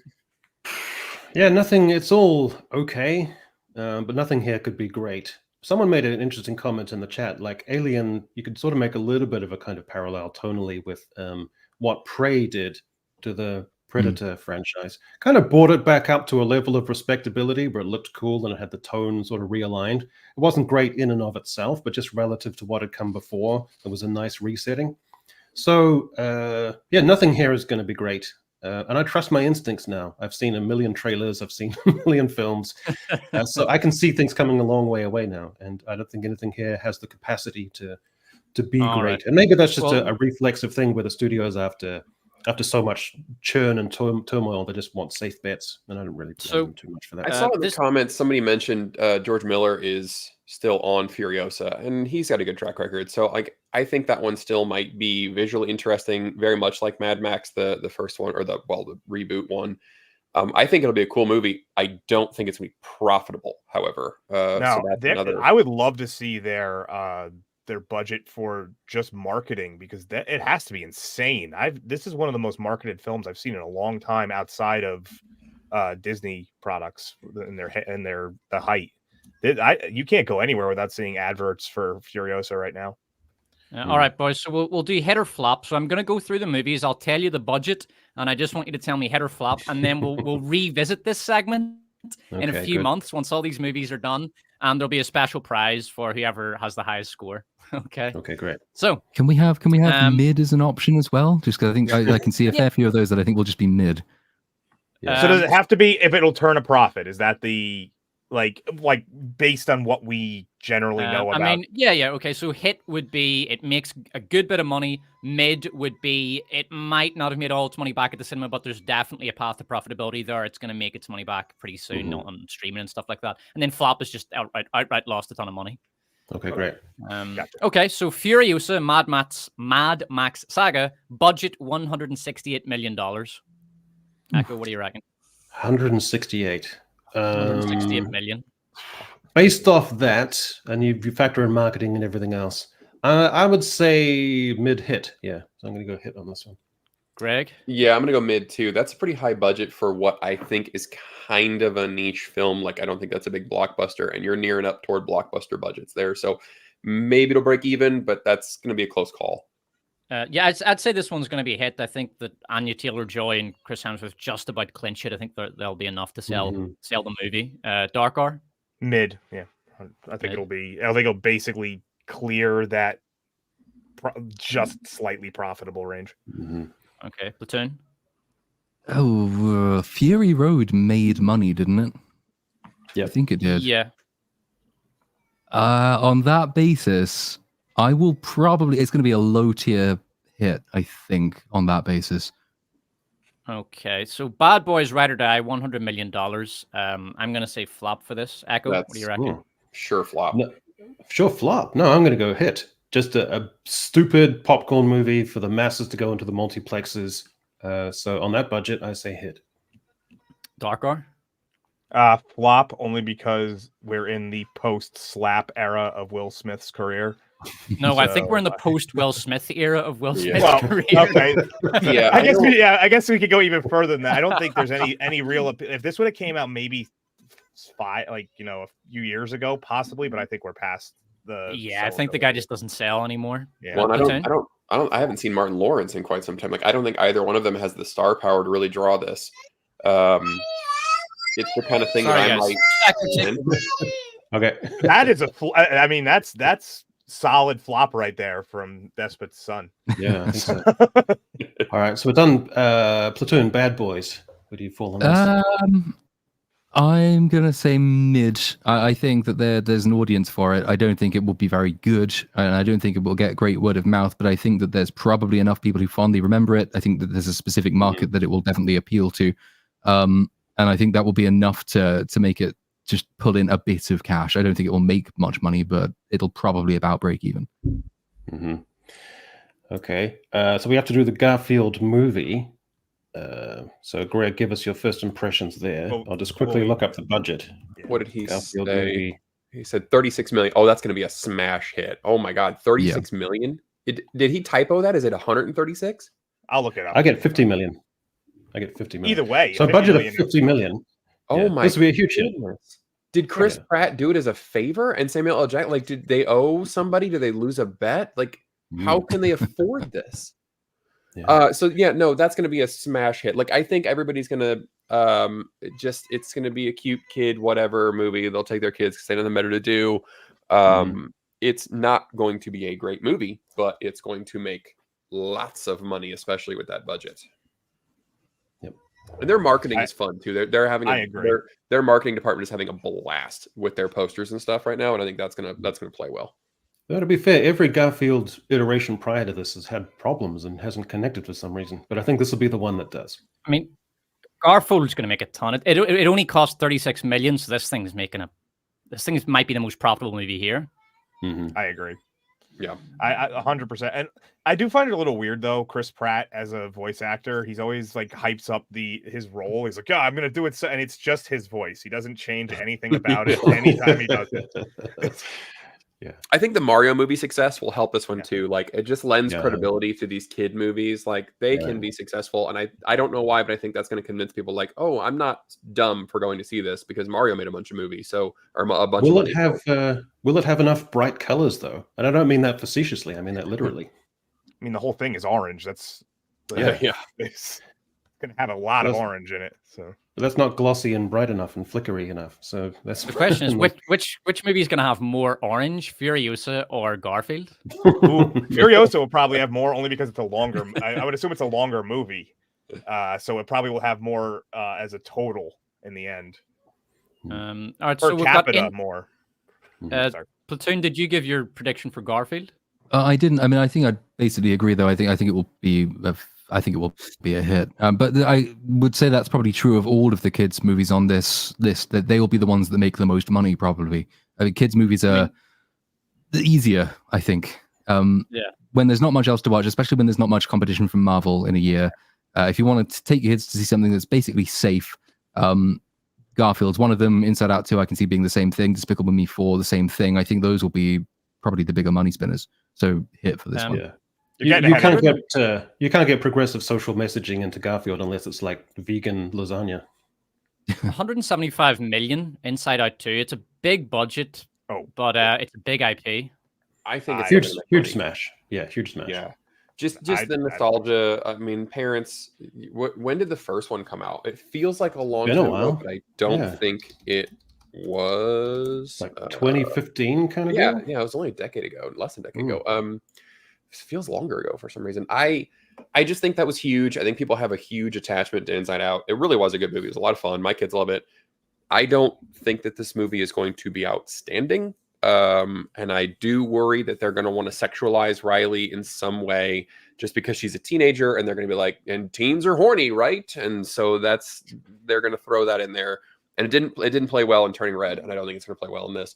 But I think that the first weekend is going to be incredible. After that, we'll all, reviews and word of mouth will come in, but I can see it making $250 or $200 million in that first weekend, just because everyone's excited about an old Pixar or Disney film that they still have good memories of, because there haven't been many of those in the last 9 years. I'm predicting that Riley will have feelings for a boy, but there'll also be feelings for a girl. And then the curmudgeonly old angry character inside the head will be going, "What? This isn't normal. What's going on?" And then he'll get a lecture about how there can be such variety. So I think that's going to be a thing that'll happen. I'm interested to see where they go with it, because Turning Red got very negative. Like, it didn't make any money, and they got real negative response. So Inside Out 2 feels like kind of a real signal moment. Like, is Disney learning from their failures and the audience response, or is Iger pulling the it's not me, it's the kids that are out of touch? Like, I'm interested to see where they go with it. So A Quiet Place is classic low budget cash grab, probably around 50 million. A Quiet Place 2 costs 60 million. There's no information on the budget for A Quiet Place Day 1 yet, but it's probably somewhere around 50 million. So I think might even be lower, because I think they're going with the horror low budget cash grab model here, and I think it's gonna make money, unfortunately, because it's just so cheap. But by the way, I don't think it. I think Inside Out's going to be a flop. Just since. Wow, you think Inside Out's going to be a flop? Why? Yeah. I do. We don't have to go to. I know you moved on. I didn't get to say mine, but I was going to say that just the general ill will towards Pixar in recent years, I think, is going to really play down to reach a profitability at 175 million. You said that's a steep hill. That is steep, yeah. I imagine their marketing budget is going to be big for that one, because they've had a lot of misses, and they're thinking, all right, this is a well-known property. We really need to hit it out of the park. Like, I was kind of like looking up their more recent movies, and Elemental did decent, and then everything else other than that has done trash since pretty much 2019. So since COVID, everything they've done sucked in terms of box office. So I don't think it's going to. So does anybody think Quiet Place is going to lose money? And bear in mind, it would have to fucking creator to lose money. What was the budget? Budget's about $50 million. 50 mil. I think that. I don't know. I think the first two, there was such goodwill, especially from the creators. Everyone liked them. Does it have what's her face is still going to be the lead character? I think it's a spin-off. It's a pure this spin-off. is a prequel. Right. This is a prequel. It's literally the start of the invasion, which leads to the quiet era. Like, one of the reasons humanity. that they don't have her in it is they wanted to do a prequel spin-off so they could use very low budget actors, so that they can have that low budget horror cash grab model. Well, without her, I don't. Yeah. Without her, I don't think it's going to be that much of a success on its opening weekend, but I think it'll have a very long tail where it'll. I mean, yeah, if it cracks 100 million, it's made money. Actually, no. We need about 150. So I think gradually it'll be a very, very long process for it to finally make its money back. Okay. We got this. Does anybody think Despicable Me 4 will not be a hit? Now, the budget for this is, I think, 100 million, but I wasn't sure. Didn't Despicable Me 3 make about $1 billion? I mean, this is going to make money. I can't see it not making money. Yeah, it's going to suck. But at this point, like, it doesn't even matter. The Despicable Me films have become a perpetual money-making machine, because kids just love the Minions. Jesus, and it doesn't matter if you have just over $1 billion worldwide. You don't need to actually write a good movie. They just love them. You just have to have the Minions do something stupid every about 15-20 minutes in the movie, and you're fine, and kids will eat it up. So parents will take their kids as like a pseudo babysitter for 2 hours. It did also benefit from that sort of meme quality advertising, didn't it? Because didn't loads of people go around, like, they dressed up in business suits and then they went to see Despicable Me 3? I think it was Despicable Me 3. So like there was a weird sort of nexus of memes plus targeting children and parents, which is always going to be incredibly profitable. What was Despicable? Wasn't 3 the one where he meets his brother and the villain was like an 80s child star? Yes. Am I remembering that right? Yeah, I haven't seen any of those. Oh, the brother who wore the white suit and all that stuff. I mean, really, honestly, the second one I think was bad too. Like, he becomes a superhero and he infiltrates like a mall and Mexican restaurant owners, like the villain, like they're dog shit movies. But yeah, the Minions are a cash cow that will never stop producing, and it will make money. I don't care. What was the budget? Would you say it was 150? I couldn't find out. I would guess around 100 million. That was the ballpark I was looking at. Yeah, so long as they don't Disney it and spend 250 million, like they're gonna make money. It's gonna make so much fucking money. And the thing about the Despicable Me movies is, whereas they might not be good, they're not offensive for the most part. They don't seek to really preach to their audience. It's just dumb little yellow guys doing dumb yellow guy stuff. Yeah. And it's, so that they don't have that negativity that's gone along with a lot of the Pixar stuff. All right, now this next one, the budget's gonna shock you. Twisters, $200 million budget. Jesus, what really? Yeah. What? Yeah. Did they get a real weather machine? That's from Wikipedia. So that might even be underreported. Wow. That's absurd. Did they Christopher Nolan this shit and build a machine that creates tornadoes or something? Like what? I want all practical effects, goddammit. The actual Twisters are made of $100 bills just going around in circles. Yeah. Does anybody see it's this just thing? It's just. I don't see it making money based off that budget. It's just not that fundamentally interesting a premise. There's only so many action set pieces you can have with 90s B movie. Yeah, I think the original did quite well. $200 million budget. Wow. The original did quite well, but the original was, as you say, kind of like a 90s B movie. It did well relative to a very small budget. It had some fairly, people who would go on to be fairly big stars and some people who had been big stars in it. It was vaguely funny from what I remember of it, but it's not enough to justify spending 200 million. If you're doing a sequel to Twisters, I was assuming that they were going to do this as another low budget attempt to bring it back. It'll be quirky, it'll be oddball, and if it does it funnily enough, then it might make a bit of money. But if its budget's 200 million, then no, it's a bomb. Yeah. I was guessing you were gonna say 75 million. That was like my range, just because of the effects they need to use. But 200 million, no way in hell they're making a profit. Yeah, I mean that one might out to be one of the biggest bombs of the year. Yeah, that's a flop. So Deadpool and Wolverine, the budget is at least $250 million, but it might be as high as 300 million. So this thing needs to make close to $1 billion. And it's ridiculous. Go fuck. Oh no, we're losing a massive amount on marketing. Desperate, you went choppy. Yeah, this thing has to be a big hit. Yeah. I don't know what for 300 million. Yeah. So what are you reckon for Deadpool? Does anyone think that this thing is in danger of losing money?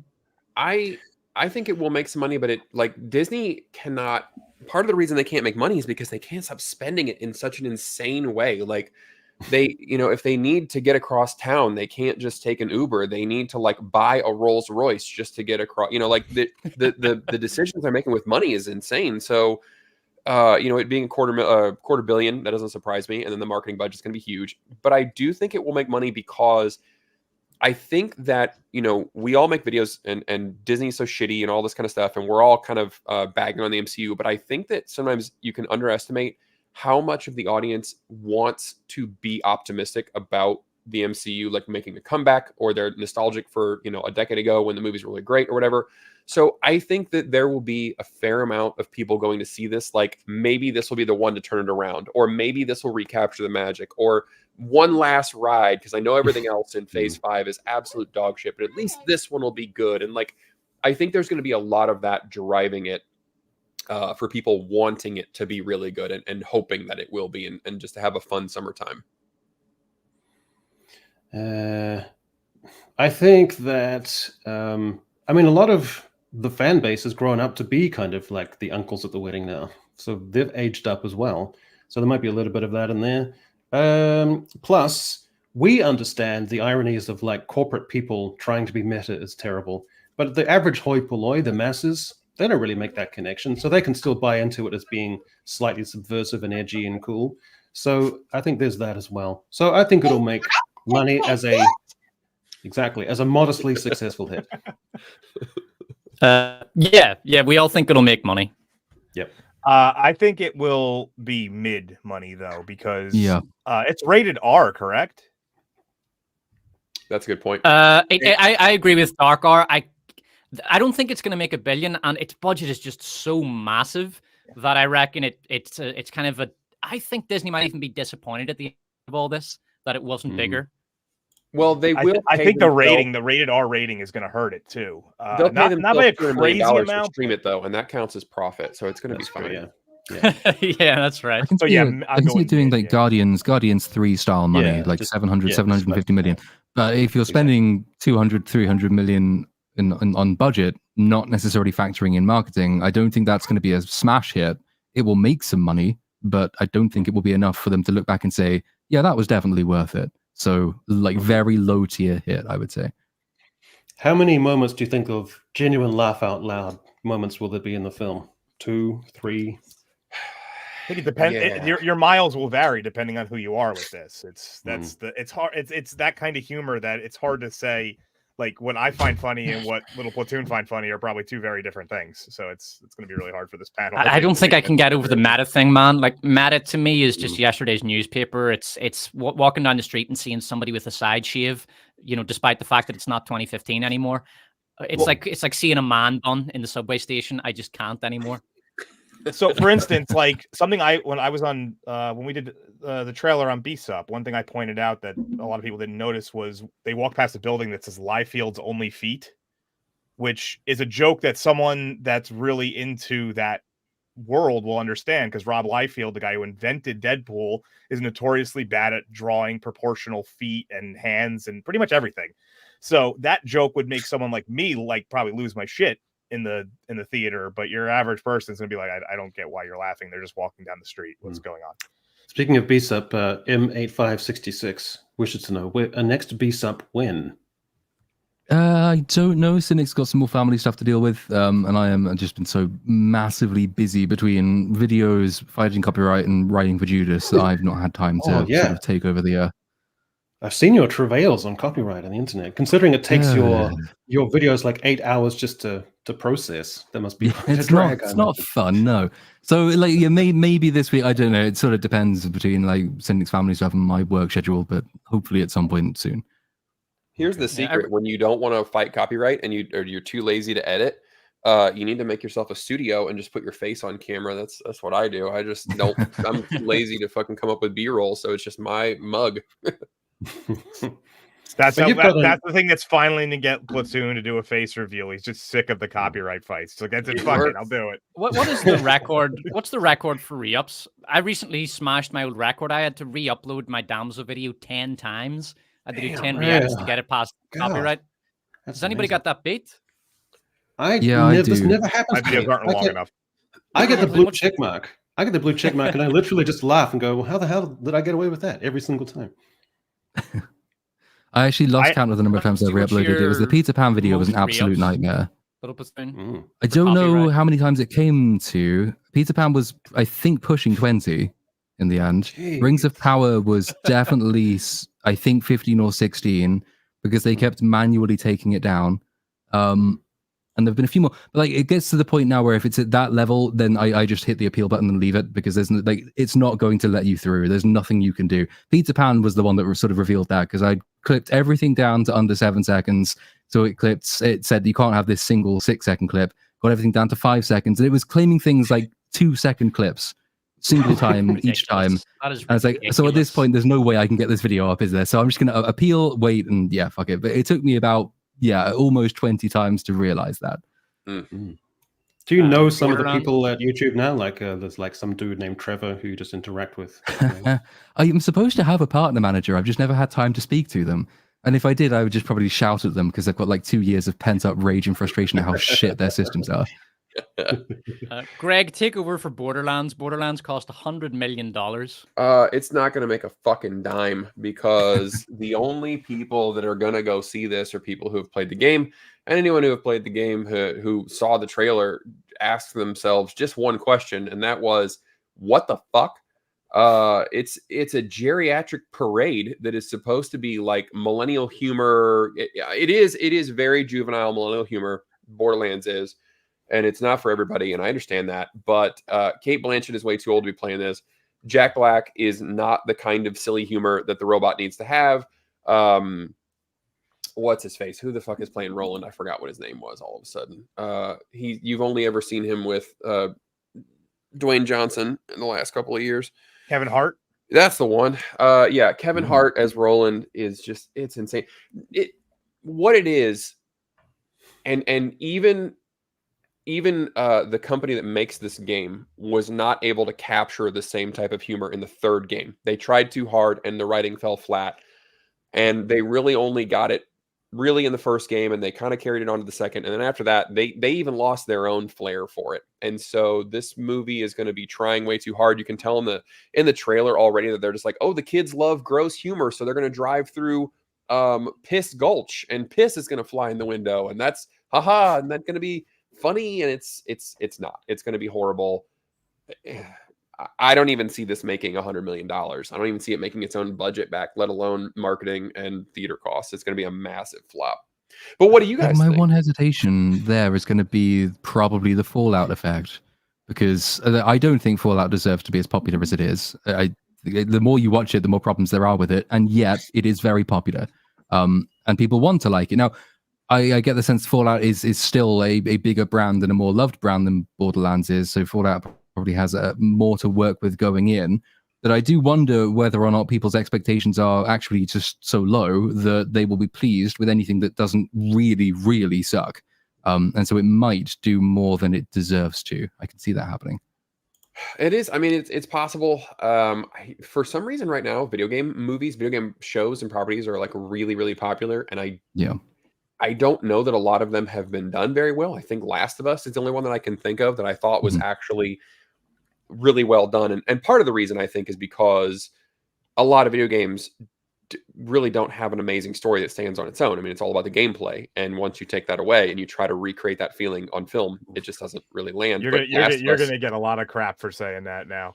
I really don't think that it does. I think part of what makes video games special is the gameplay. Like it's you interacting with it. And then once you strip out that back and forth between you and the game, and you strip away the gameplay, and like obviously you can't put you killing up 1,000 zombies on screen, so you have to try to recreate the feeling that you get as a gamer when you feel outnumbered, or the powerful feeling that you get when you get some kind of new weapon or armor or whatever, and you're just mowing through enemies, or you're conquering some boss or whatever, and like attempting to recreate that when you're just passively watching the screen is extremely difficult. And I don't think a lot of games really have the super deep narrative that when you take away all the gameplay elements, like Uncharted, I think was a good example. It was poorly done. Like it could have been done much, much better, but I don't even think that there was that much going on in that movie that it really stood alone if you weren't playing as Nathan Drake and you were plundering these ruins and jumping from platform to platform and dodging bullets and all this kind of stuff. So I think that it's not impossible. It's just really, really hard. And I don't know that there's a ton of games out there that have a narrative that you can really build on for 2 hours. So I don't know, but I kind of get where you're coming from with that. I think the way you're explaining it. So it's not that the games themselves don't have great stories. It's that the medium in which you're using them for doesn't translate well. I think that's really what it is. It doesn't. A lot of them don't translate well into a quick 2.5 hour film format.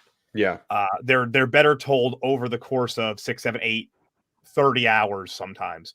And I agree with you. I just disagree with the premise that there's not good storylines in many. Well, no, you're absolutely right. You said it much better. That is what I was trying to say. You're absolutely right. I just didn't phrase it politely or well. I could be misunderstood there. You're absolutely correct. Like there are some great ones, but they're just the feeling of them and the way they're told. I just don't know that they're going to translate very well, even in a long format like a Fallout, like a long show. It's just hard to grasp it. I reckon Borderlands is going to flop. I just think the cast is so shit. I mean, you've got Cate Blanchett's a really good actress, but she doesn't exactly sell movie tickets. And Kevin Hart is in there, Jamie Lee Curtis, Black Jack. Like this is just not Jack Black. It's not going to sell enough tickets to be profitable. It's not $300-400 million level. I think Borderlands is going to flop. This one's rough. I want to say also I think it looks like shit, and once word gets out that it's a kind of a shit movie, it'll have a big drop off. I could see this thing finishing as either mid to flop, basically, but I don't see it being a hit. And bear in mind, this is all in chronological order, in case you're wondering. So the next movie to come out will be Furiosa, and then the last one will be Beetlejuice. So factor that into your considerations. So by the time Borderlands comes out, everybody's seen Wolverine. They thought it was pretty good. Twister's bombed. Quiet Place was a decent cash grab. I just don't think there'll be much of an appetite for Borderlands when it comes out. I don't see it. I think it'll flop. No, I also don't think that, like I said, I don't think the type of comedy. I think they're going to focus on Tina, the girl with the rabbit ears. She's psychotic, and that's another thing that I don't see nailed very well. I think oftentimes psychotic characters are way too over the top, and they don't land quite well. But I'm sorry, Darkar, you were talking about why you don't, or what you think it's going to make. I'm kind of bouncing between mid and flop. It's only because of the number, that 100 million. So it really depends on how, like, what their budget looks like for marketing, or if they just try to coast on, hey, it's a video game film, and we're gonna hope that the crowd. I'm gonna say mid just because everyone else is saying flop. So I'm gonna hope that I'm right on this one and gain a point, kind of thing. Play to the game more than the. There you go. Platoon, did you give your thoughts on Borderlands box office? Yeah, and I think I will go with Dark Eye. I think it will scrape mid. I think it will at least make its budget back, would be my guess. But it's such a hard one to tell with, I think, with this one. Yeah, because it's not got. I don't know that it has the same fan base as Fallout does, for example, or Mario, or even The Last of Us, or something like that. So it might not benefit from the initial buzz of lots of people who've been wanting to see this franchise turned into a film in the way that those perhaps have. But no, I'll stick with mid, just about mid. All right. So Alien Romulus then. I couldn't get any information on the budget, but Alien Covenant cost $110 million. And I would guess that Alien Romulus is going to be no more than $150 million. Like, that would be its ceiling. Because the studio is very careful with budgeting these Alien movies.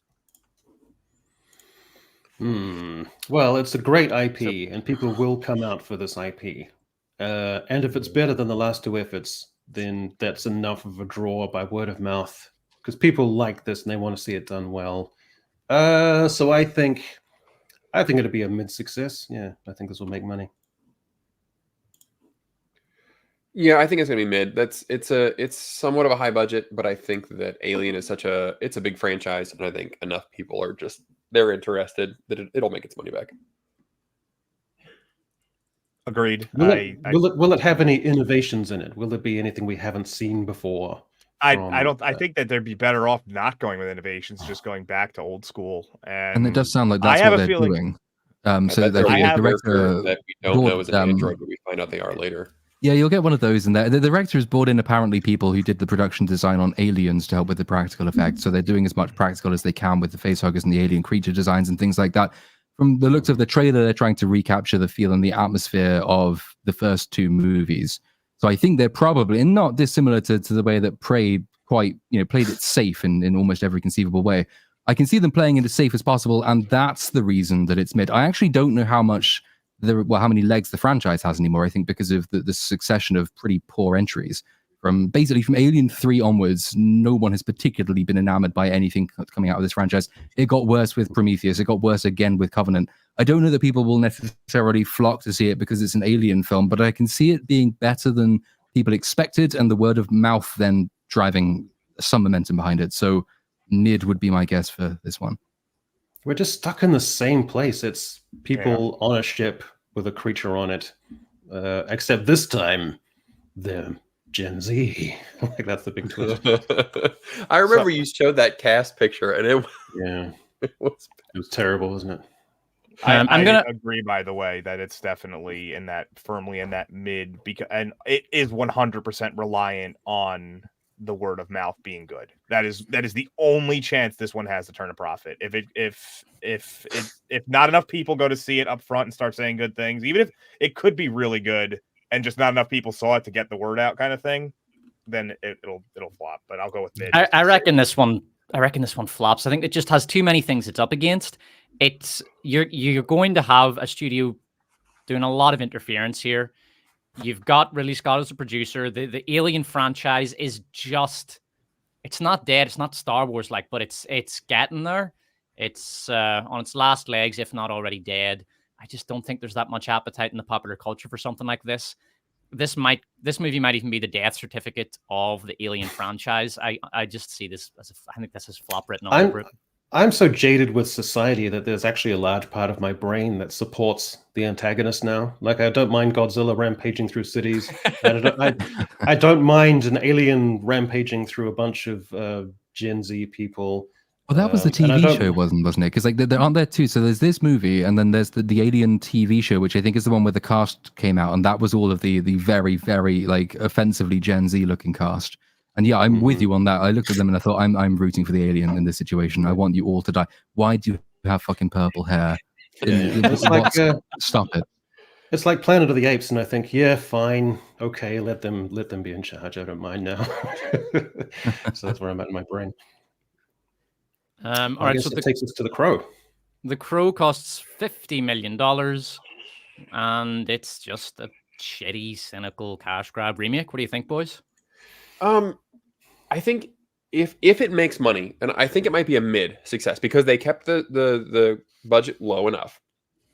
And if it does make money, which I'm not entirely convinced that it will, but if it does, it'll just be because the original's older and you might have a new generation that doesn't have the feelings attached to it. They don't remember it as, Brandon Lee's final movie, and they don't have all these emotions attached to it and everything.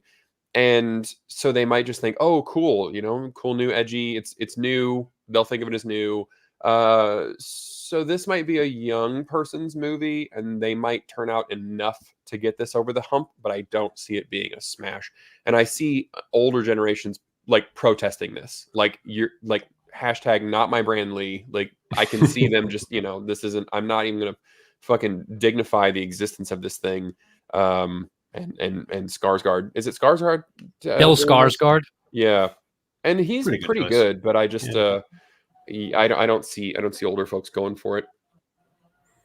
Man, this is crazy. Like every year, you expect there's at least just one film that has some kind of lingering zeitgeist resonance to it. Like 2019, it's Joker, or last year, it's Oppenheimer and Barbie. This could be a year where no film makes any lasting impression on anyone.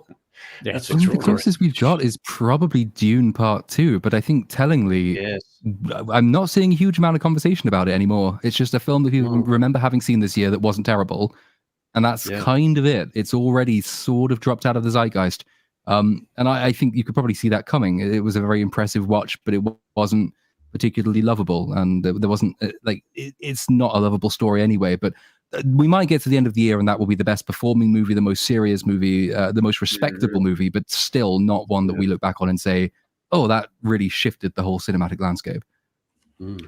I'm interested when that one comes to streaming. I'm interested to watch them back to back because I've said publicly that I didn't love the first one, and I got backlash from that. People that were like, "It was a prequel. It was setting up." I'm like, I don't care that it was setting up the second movie. It didn't stand on its own. I don't believe, and I think that mistakes were made with the first one. It ignored a lot of the political intrigue that I wanted to see. And I understand that the religious aspect wasn't even in the book at that point. But I would be interested to watch them now back to back and see if the first one improves with the second one to go along with it. Now that I could watch them as kind of one cohesive unit, I wonder if I would like the first more. I tried that, and it didn't work for me. I still think that the first one had major problems, whereas, the fact that the second one's really good doesn't make it any better. Agreed. Absolutely, 100%. I don't have much to say about The Crow. I just think it's going to be a flop because the first one only turned a profit because Brandon Lee died.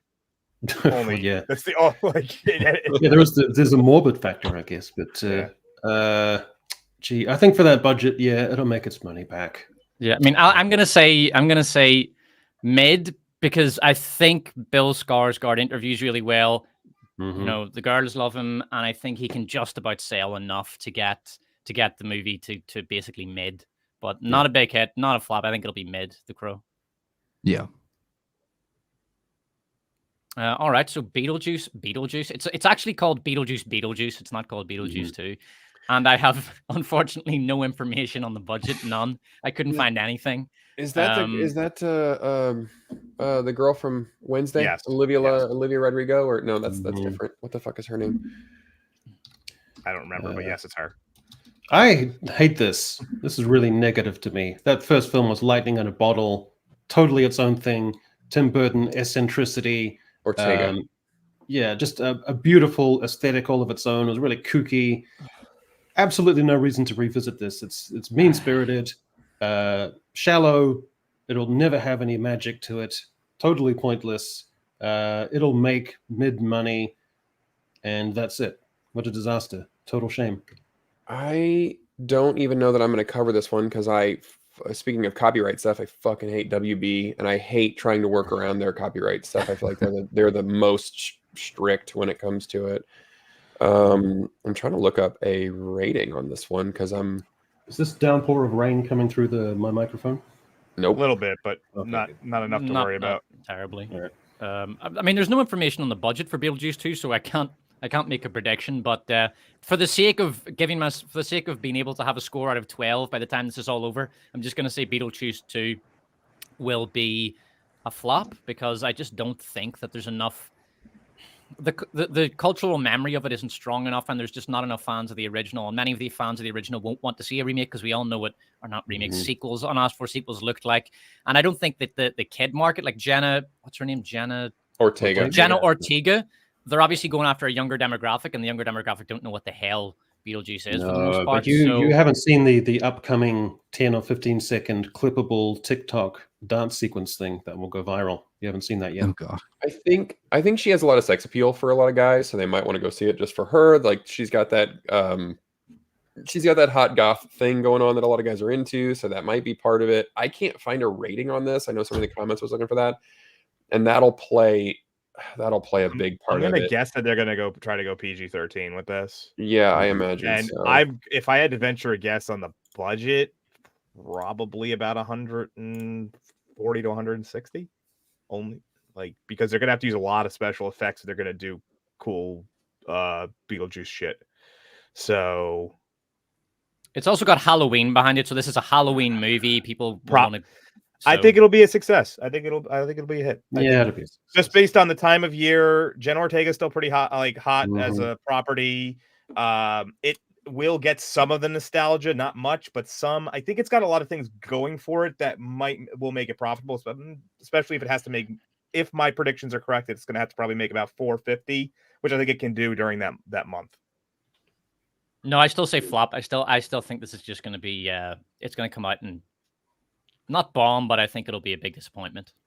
This one's really hard to predict though because we don't have all the details. Yeah, but I just don't see there being a big enough audience for this. Yeah, I'm not sure who the audience is, and I think that's part of the problem is that like who.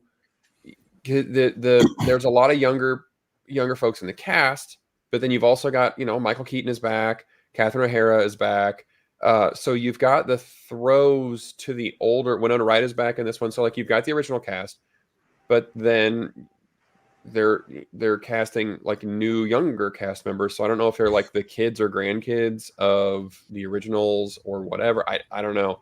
Tim Burton is directing this one. It looks like. Oh no.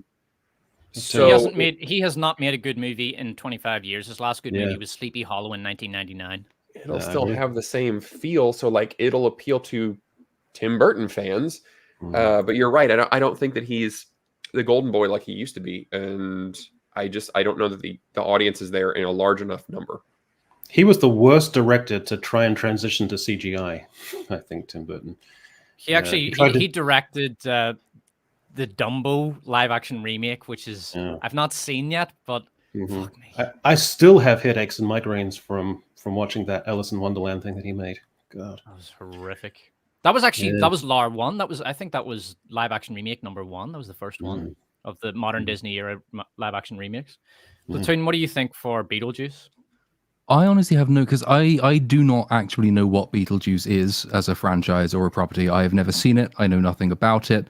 The closest I get to Beetlejuice is I know that Ford Prefect in Hitchhiker's Guide was born somewhere in the vicinity, but I don't know what Beetlejuice as a film is or an IP. So I think you'd love it.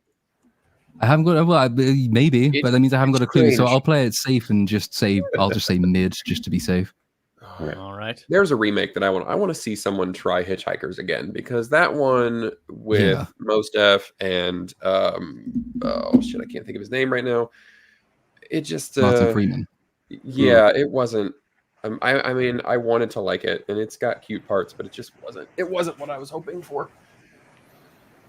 I think Stephen Fry was right as the narrator. He was pretty good, I guess. Yeah, and Alan Rickman was excellent as a robot, but can't recast that one. Well, so none of us decided there's some smash hits here, but none of them are going to be like any quality smash hits. So what a terrible bland year. Yeah, it continues the trend.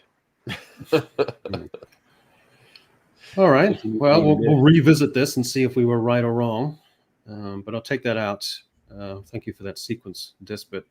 And we'll pivot to my latest video, because I wanted to get thank you for everyone who actually took the time to watch all 22 minutes of it. It's my longest video. I know it's only like a drop in the ocean compared to what you guys do, but I wanted to go through it so I could deduce for myself what my position is.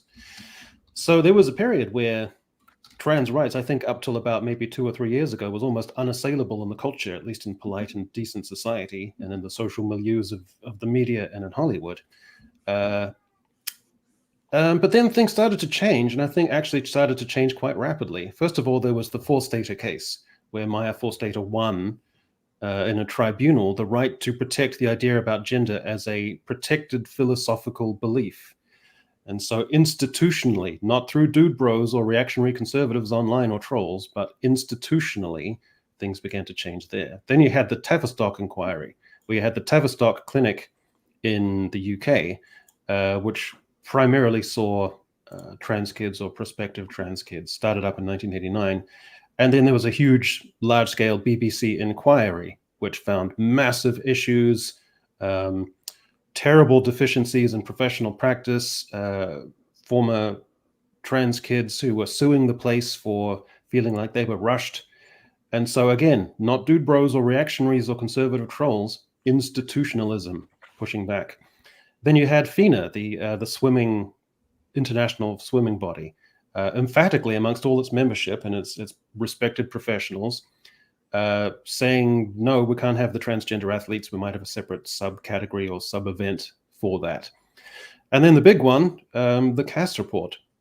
Up till now, you've had scientific or clinical inquiries or psychological inquiries involving maybe 100 to 300 trans kids, so very small groups, heralded in the media, but too bite-sized to be emphatic enough. And so the CAS report is the first one, which is emphatic, large in number, multi-year study, someone of unquestionable respect in the field, working in pediatrics. And the report was pretty damning, saying that the vast majority of kids won't need to go through this kind of care, that there shouldn't be the approach from clinicians or psychologists to automatically just assume and affirm trans kids' agenda, that there should be that puberty blockers have massive issues with them as well, and the efficacy of that is also hugely in question. And again, not through dude bros or conservative trolls or reactionaries, institutionally. So trans activism, you can't fend off irate conservatives and institutional people with OBE after their surname at the same time. You're going to get pincered between those two things. So it's a massive sea change. And I also had to revisit my perspectives, which is the hardest thing in the world to do. But I did. So I went in with a humanist perspective about this for the last 5 years. But fundamentally, I'm also an empiricist, and I just have to go with the data, and I have to go with the findings. And that's where we're at. So perspectives, guys, did you glean anything from my findings? Did you diverge from them in any way? Well, it was an excellent video, and I liked that you broke out like the different categories. Like there's trans people and there's trans ideology. The multiple subsets that you had. Like it wasn't just a one or the other type thing, which I thought was really nice. And the only, it's a, God, I should have prepared this better. The thing is, when you're talking about kids, it's different than you're talking about adults. And I had a video last year of dealing with this, but I took it down because a lot of people at my workplace know that I do YouTube now, and I don't want to get fired. So that video doesn't exist anymore because I don't want to say the wrong thing.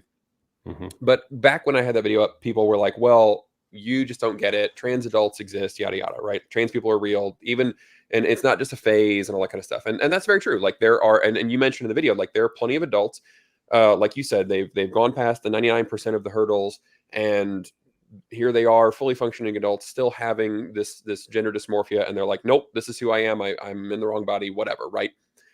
And my my feeling is, I take issue with trying to enforce this on children when, as you've said, the data shows that most of them will move past it and not need any kind of treatment.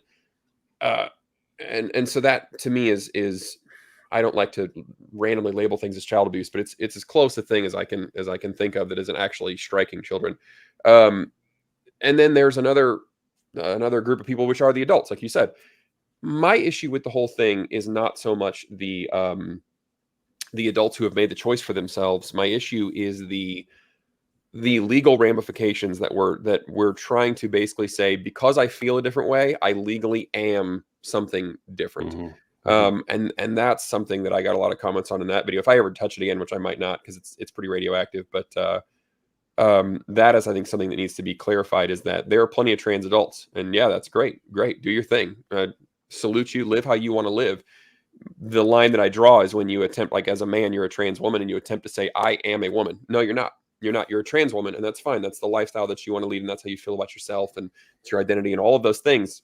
We as consenting adults get to do what we want, and I respect your opinion as a consenting adult. Even if I think you're a weirdo, that's fine. Like do what you want to do, and I'll keep my judgments in my head.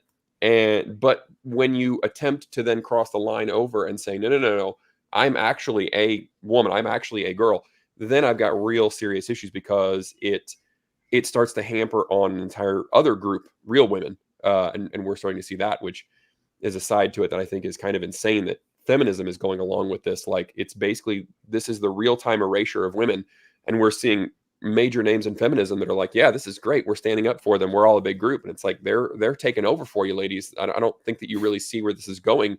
You got your head in the sand on this one. They're taking over your sports, they're taking over your awards, they're taking over everything. I mean, it's kind of shocking. But no, I thought the video was very nuanced and well done, and I thought that you did not come across as a right-wing reactionary, but still came across clear in saying that we're seeing the data now. This is incorrect. Like, we all had the gut feeling that this was not right to do to children, but we're seeing the actual data that this is not right. And it was very well done. Well, my perspective has always been from not someone who is conservative, but someone who's fundamentally liberal, I think, on most of the issues, who gets infinitely frustrated by progressivism or the left's or liberalism's inability to police itself or divide between its robust and stronger side and its flakier, strident, and more prissier elements. And that's my wheelhouse, is that space. And so I guess I was just kind of reacting to that. So Dispit, let me ask you. Well, I've tons of thoughts on trans. I've always taken a very hard line on trans, and that I don't think there's in my opinion, there is no such thing as someone who's in the wrong body. If you look at, I mean, I read a lot of books by an author named Michael Gurian, and he studies the brain a lot, and he says there is no such. Sorry, Tarkar, can you? Yeah, I'll pick up where, yeah, something about an author. I don't know what he was going with. I'll just do a quick one on the thing that I found most interesting about the video. I spoke to you this about backstage before, is where you ended it, the having to look inward and reconceptualize everything you know. I thought that was a very interesting point that and I don't think it's exclusive to this. I think it actually applies to many of the cultural war arguments that we have, where people take these hard line, draw a line in the sand stances, dig their feet in, and refuse to back down because they consider it a loss rather than the win it is, which is that you evolved as a human being. And that's something we used to do societally for years. People would meet in the middle on a lot of things because new information came out, new stances, new understandings. And I think that was probably the most poignant portion of your video was looking at that. The other part that stood out was pretty much what Greg was saying, you know, with the children and all of that. But one thing that a term that I read a while back and I loved it, and I've since added it to my vernacular, was transtrenders, and that it's become trendy for kids to say, oh, well, I know someone who said they're trans and I want to be, because kids are stupid. Like, that's just how it is. You know, and what I mean by that is they haven't had the life experience to make a lot of decisions. So they make decisions based on the trend, what's going on around them most of the time. And yes, 1% of them are going to go through and find out that it's true, but you need to have those filters. You need to have that ability to say, no, you're not, this isn't, there's a lot more to deciding this than just, oh, I feel like this today, let's get these pills and these puberty blockers and make a hard decision at age 14, 15, when I don't even know what the long-term ramifications are going to be. I remember a video a while back of someone on a college campus, and they were interviewing random people. And it was like, do you think 13, 14-year-olds should be allowed to get a tattoo? Oh, no, that's a permanent decision that they shouldn't be able to make. And then they'd ask that same person, well, what do you think about them taking puberty blockers? Oh, well, you know, the science and this and that and all and it was this very permanent damaging thing, was because it went with the narrative that the people in this college campus were agreeing with, just through all the arguments they just had for a tattoo of it being too permanent of a decision to make as a child, away for something that's way more damning. And I felt you hit on all of that very well in your video. Cool. Cheers. All right, Despot, to regain your thread. Yeah. I was going to say, so one of the arguments that I heard is that there's this idea that there is such a thing as a person who has a female brain but a male body, for example, and that's complete nonsense. There are basically three types of brain, again, according to this guy, Michael Gurian, if you want my source. So you've got the male brain and the female brain, and the major differences are between white and gray matter. And then there are bridge brains. Now, bridge brains it could be a male brain that's a little bit more feminine in terms of the ratio between gray matter and white matter, or vice versa. But fundamentally, even bridge brains, it's still going to be either male or female, because a male brain is soaked in testosterone. A female brain is not at all. It has a tiny amount of testosterone compared to a male brain. They're very different. They're not a little bit different. They're very different. You can take a photo of a 1-day-old baby's brain to a neurologist, and that neurologist will tell you just by looking at the brain whether the child is male or female.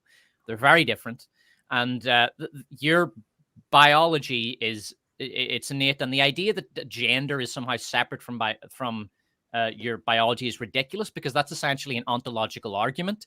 One of the things I find really interesting about transgenderism is that it's coming from the left. The left are, generally speaking, materialists, but transgenderism is not materialist. It basically has a concept of a soul. The idea that gender is separate from biology and that your gender is your felt identity, that's essentially what you're saying, is that's your soul. I am a female soul, a female spirit in a male body.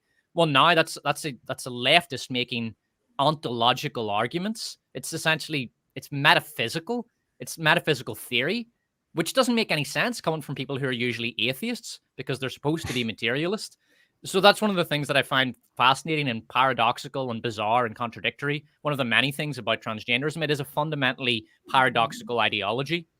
But one thing I do want to ask you, Echo, and indeed anybody on the panel who can answer this, my understanding of the whole trans debate is that it has essentially balkanized in the West. So America and Canada are still very much pro-trans, trans the kids, whereas Europe and the UK have backed way off. And I think that's just the general consensus of what's being shown, but I think the majority of people in the United States are not like that. I'm talking about at the establishment level, in terms of the zeitgeist, in terms of what you're allowed to say. I think that it's kind of out of fear. I think it's very like empty support, where it's like they will say that they support it, but then. But I mean, the point Echo was making is that in Europe now, it's not just the the quiet majority. It is now the establishment that are saying we cannot be giving this shite to children. We're sterilizing kids. This is wrong. Whereas in America, I don't know, is that the case, or are Americans and Canadians still very much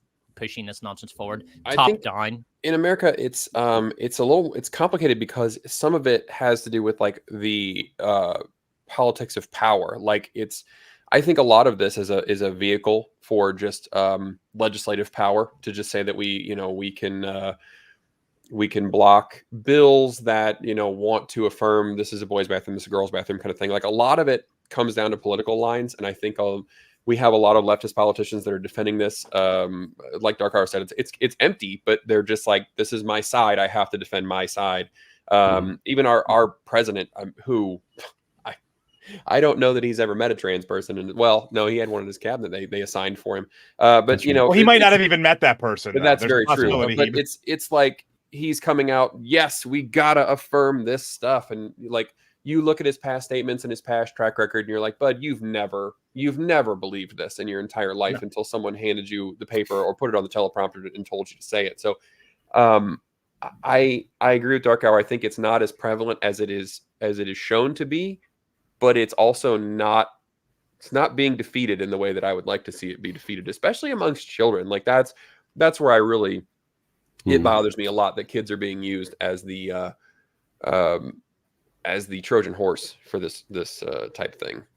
Well, I tried to develop ponderously the argument of just saying that all these narratives of social cultural liberation. This one differed because it should have just been a minor addendum to LGB rights. But the ideology just became so pervasive, and the constant impositions upon the generality and the majority to have to change and recontextualize themselves through language, to adopt the term cisgender, to have the trans athletes, all these impositions that came, that was such a big problem. One thing I did wanted to ask is the idea of social contagion. Oh no, is everyone still? Yeah, the idea of social contagion, it's a bit of a dodgy one because you could look at it two ways. Don't you have the idea that you could have something that was culturally repressed, but you still had a large people who were feeling that way innately? And so when it becomes less culturally repressed, wouldn't there just be a natural proliferation of people who there as a body underneath would then want to do it? Because if you want to make the contagion argument, and that couldn't, like, homophobic people have said that about like gay people coming out more and more, like during the 80s and 90s. So is that contagion argument a little contaminated? Well, the problem with that argument, which is that it's the argument from oppression, is that you wouldn't then see massive disparities demographically in the groups which are newly liberated by a more open and tolerant society. So when you see the decline of homophobia in the West, the United Kingdom, United States, you wouldn't see necessarily a huge, massive increase in girls of the age is between like 10 and 15 coming out as lesbian, while boys remain basically the same in terms of rate. You wouldn't see massive spikes in any area or any demographic with a high number of comorbidities. So you wouldn't see a disproportionate number of kids coming out as gay in autistic schools, for example, or special needs schools, which is something that we do see happen with the trans epidemic. So there are plenty of like disparities which sort of disprove the claim that this is just a general relaxation of societal norms. The argument from social contagion is that very much based on the fact that it affects these different groups so very, very differently, and comorbidities do play such a significant part. And particular groups are so much more vulnerable to this new ideology and this new movement. That would suggest that it's something other than a general societal trend. Though I'm familiar with the argument, that it is just, I mean, there will always be an element of it just being generally more accepted. That will always be a factor, but that factor can't explain the disparity, and the disparities are marked. So yeah, it's not a sufficient argument, in my opinion. So, Platoon, before I let you go on a tear, just one thing I wanted to add is that even in the Cass report, Professor Cass or Dr. Cass did say that historically and culturally there has always been some form of transgenderism, and that there is a small, tiny minority who, with some sort of gender dysphoria, might find alleviation through medicine. So even after going through this, there was still that tiny percentage that she acknowledges, and I do too, that tiny percentage for which it is suitable. So I just wanted to know where you guys sat with that. Well, I think Despot was he said it's a self-defeating thing, and it is funny. Like if you attempt to approach the transgender thing in a logical fashion and apply its own logic to itself, it immediately falls apart. One of the things that I think is very funny is that it is.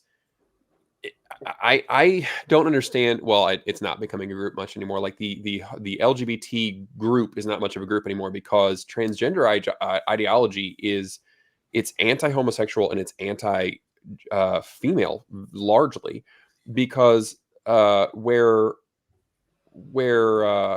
it ironically affirms gender roles because young girls and young boys who don't act in a traditional manner are now being approached by adults saying, well, you're a boy, but you act kind of effeminate. Have you considered that you're actually a girl? Well, doesn't that just say that feminine behavior that's what girls do?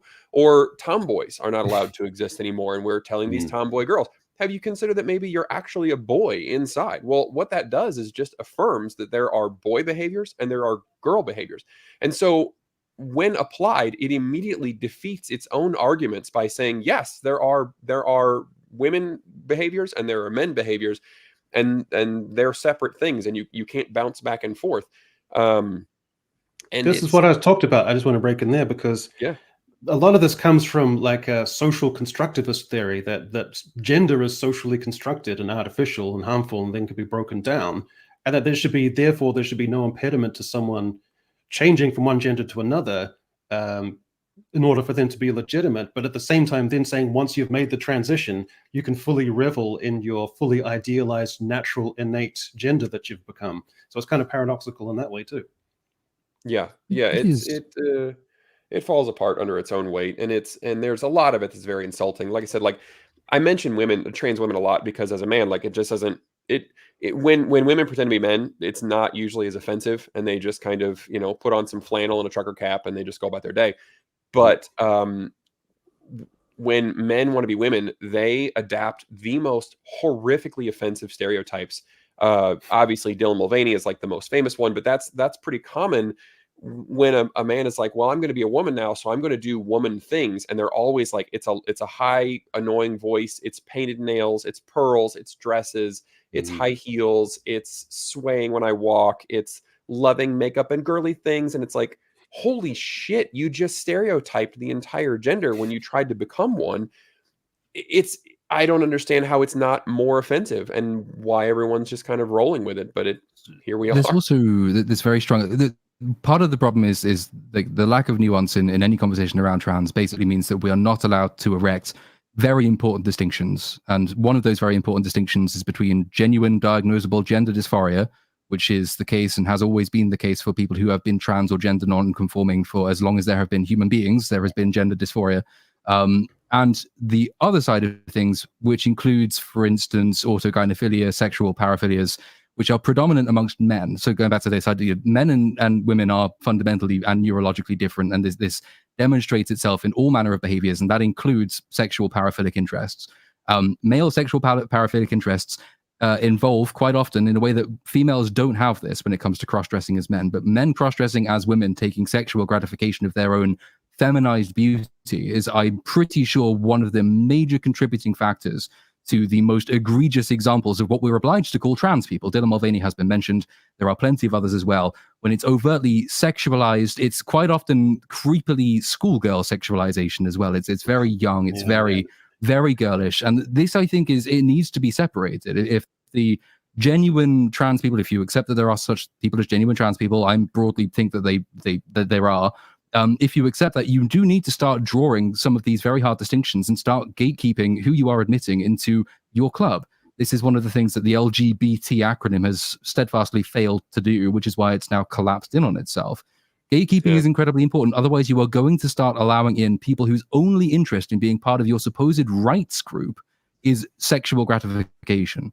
And they will turn off the general population quicker than anything. There's a reason you're seeing a backslide in support for LGBT people generally, backsliding in support for things like gay marriage, which I'm not, by the way, particularly in favor of. But these very positive rights claims are being made by people who have no legitimate claim to those rights and no real interest in those rights either. They're not after liberation from an actual state of oppression by the state. They are after the liberty to do whatever they like, however they like, wherever they like, in what manner they like, and really only for reasons of sexual gratification in a large number of cases. Until you start saying, no, these people don't belong in the club, then your club will be associated with those people and your club will suffer for that. Let me ask you it's something. true. I think in addition to the sexual gratification, a lot of it is just it's an easy way to get online attention. I mean, it's the same reason that a lot of stuff happens online. It's a way to get, the social currency that is social media. And unfortunately, since it is the most attention grabbing, then everyone associates that image. Everyone associates Dylan Mulvaney with transsexuals right now because he's the most famous, most popular one, and he's a caricature of women. Somebody in the comments said it's woman face, it's pink face. It should be disgustingly offensive, and yet it's somehow not. It's stunning and brave. It's not even offensive. It's the opposite. I was just going to ask Platoon, do you think that there are men during Pride Month and in Pride parades who get off on being hypersexual in public? Like, it's not just that they're being hypersexual, but that they're doing it in front of other people. Is that their goal, to get themselves off doing that? Absolutely, it is. It's sort of public humiliation is another sexual paraphilia that presents itself far more in men than it does in women. There's a reason that the terms like kink shaming have come into fashion really only in the last sort of 5 years, and that's because Pride has become an exhibition of kink. It's become an exhibition of sexuality. Now, there's an element of that which is deliberately subversive and by design subversive. Once upon a time, you could kind of see there was a point to a form of subversion like that. These days, though, when gay people have basically won all the rights they will ever need, and by the way, trans people at that point had also won all the rights they would ever need. Now people are just sort of acting out. It's now subversion for its own sake, for a very different reason. It's the reason now queer is a much more popular term than strictly gay or bisexual or lesbian or whatever like that. I mean, queer is an avowedly political movement. It's an avowedly ideological movement. You will find writers and academics who will say to be queer is to be subversive by definition. So if you're going to identify as queer, you must be against the heteronormative patriarchal status quo.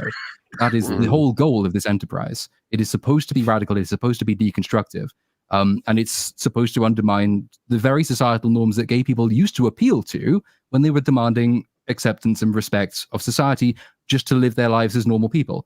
Then you've completely transformed the nature of your movement at that point. It's no longer a claim for the same negative rights that everybody else enjoys. It becomes, we are campaigning overtly to change society. And the trans movement has just been the most useful of cudgels in this regard, because the concepts of sex and gender are ingrained in everything from the language to the law. There are a few more effective ways you can go about undermining the very foundations of society than to start saying men can be women and women can be men. It's incredibly quick and efficient and effective. And that's why you get people who are themselves probably just straight, calling themselves queer and then taking the side of the most militant trans activists and demanding complete societal revolution.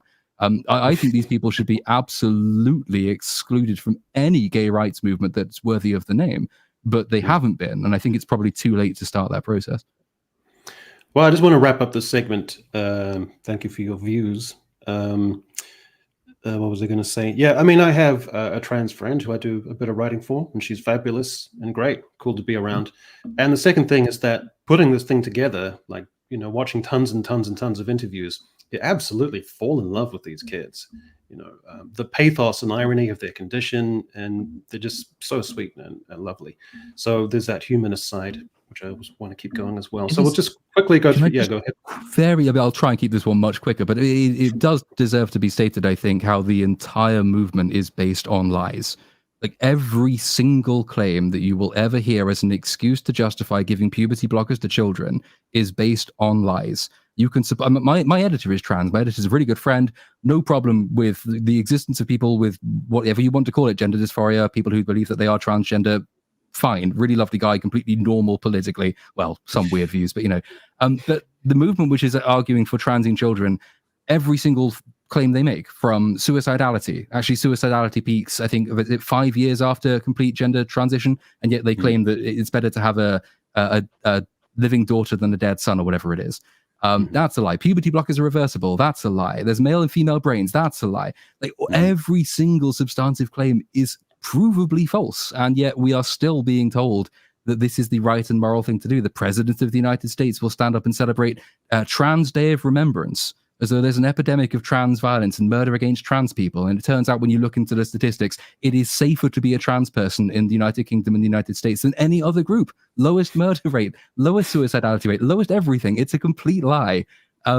But until we start, we need more powerful people to be calling this stuff out. It's good that Hilary Cass has done her report, and it's good that, in a way, it's the only good thing about having a slightly nationalized healthcare system in Europe is that it responds more quickly. There's no profit incentive there, which is keeping the US system, I think, from recognizing some of this. But it does really require the institutions to take a firm line at some point. And unless there's pressure on them, they aren't going to do that. Sorry, I said I was going to keep that shorter, and it actually wasn't. But there we are. No, that's right. I did note that Labour officially recognised the findings of the Cass review and would factor it in. So I thought that was quite a nice little bit. So anyway, Platoon, you're going to have to resolve this for us, because Despot and I have been going back and forth, and so you're the ultimate arbiter. So I'll try and keep this as succinct and literal as I can. I came in from the perspective that this film is absolutely beautiful to look at, and it captures the painful ironies of being so young and being unprepared for the glut of firsts, as well as the turmoil and pain of severance from that first relationship. And I also made the point that the film is affecting because you're watching it in real time, but it also seems to be layered with its own nostalgia as it's happening, because people can project that kind of thing onto it. As I said, the soundtrack was beautiful, that it has its own melancholy and pathos, to which Despot countered that it's kind of emotionally sterile. You don't really find that there's a believable relationship between the two main characters, and it's kind of inert in that sense. And then I saw this quote from Alan Bennett, who said, "You feel no anguish for their affection. It's quite chaste, and one is left blaming it for its charm." So you're the ultimate arbiter, Platoon. What's your view on this film? This is Call Me By Your Name. That's correct.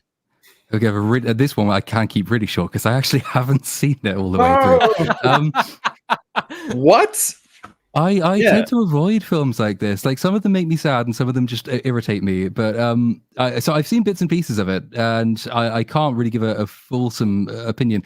I think the chaste comment is probably by necessity because of the nature of the relationship that it's depicting. Bits and pieces.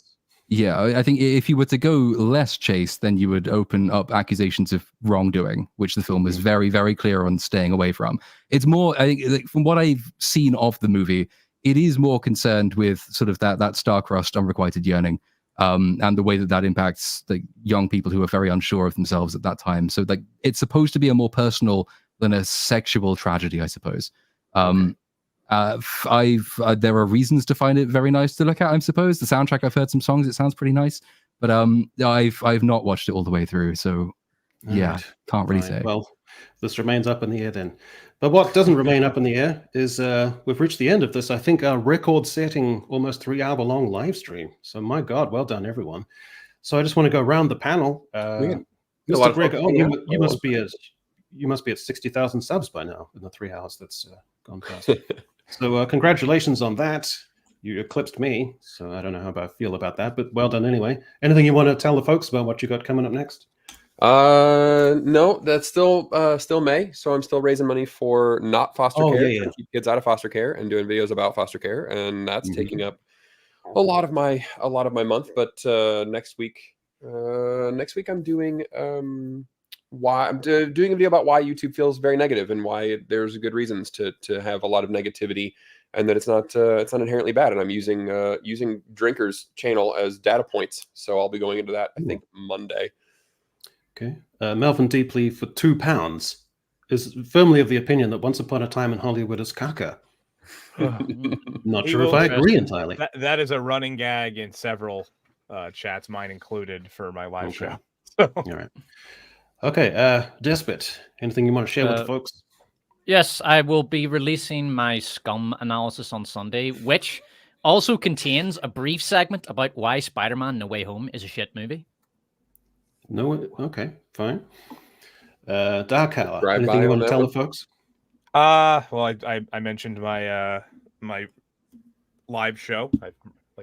Self-made merch now. So excellent. We're gonna be doing we're still doing live watches, which is a little bit more positive, as Greg, if you're ever interested in doing something positive on we'll have you on. We're gonna be talking about one of Zack Snyder's only good films, Dawn of the Dead, this Saturday on over on my friend the Uninspired Reviewers channel, and I'm going to be taking a small break from reviews and such to try and expand the channel a little bit, maybe go into a little bit more longer form style, because I want to test myself as a creator, and the only way to do that is to get out of your comfort zone. So that's what I'm going to do. Nice. All right, and today's featured guest, Little Platoon, thanks for jumping on and giving us all your erudite opinions about the world and such like. Thank you for having me. Yeah, speaking of long form, one way or another, this fucking Rebel Moon video will be out this weekend. God damn it. It's the first part was supposed to be out, is it 2 weeks ago, I think it was? That was copyright claimed. And then I thought, well, sod you, then I'm going to make it twice as long. So it'll be like 4.5 hours long. It's both parts in one. Okay. All the copyright claims have been filed, so hopefully they will expire when no one reads them before the weekend. So it will be out. After that, I don't know. There might be a Doctor Who video somewhere. I'm not sure yet what the next thing is, but more stuff on the way. Well, in our last stream, we did a bracket series to try and find out what was the stupidest moment in Rebel Moon, the Saga. And we came up with the classical musicians was our worst stupidest. It was close though. It was almost close, wheat. Yeah. It was almost the wheat. No, it was almost everyone telling their backstories around the table. That was the second. Sorry, that was the semifinals and almost lost to Wheat and Grain. That's right. The coal-powered spaceship still gets me, but but they're all good candidates. Coal/God powered. Yeah. Well, what an incredible conversation. I really think that we covered pretty much all that's worth covering in the world of entertainment and culture and society in a brisk 3 hours. So thank you, everyone, for this incredible live stream. Very much appreciated. And that's pretty much it for today. So kakiti ono, harira, and we'll see you all later. So goodbye, Internet. All right. Bye-bye. Bye.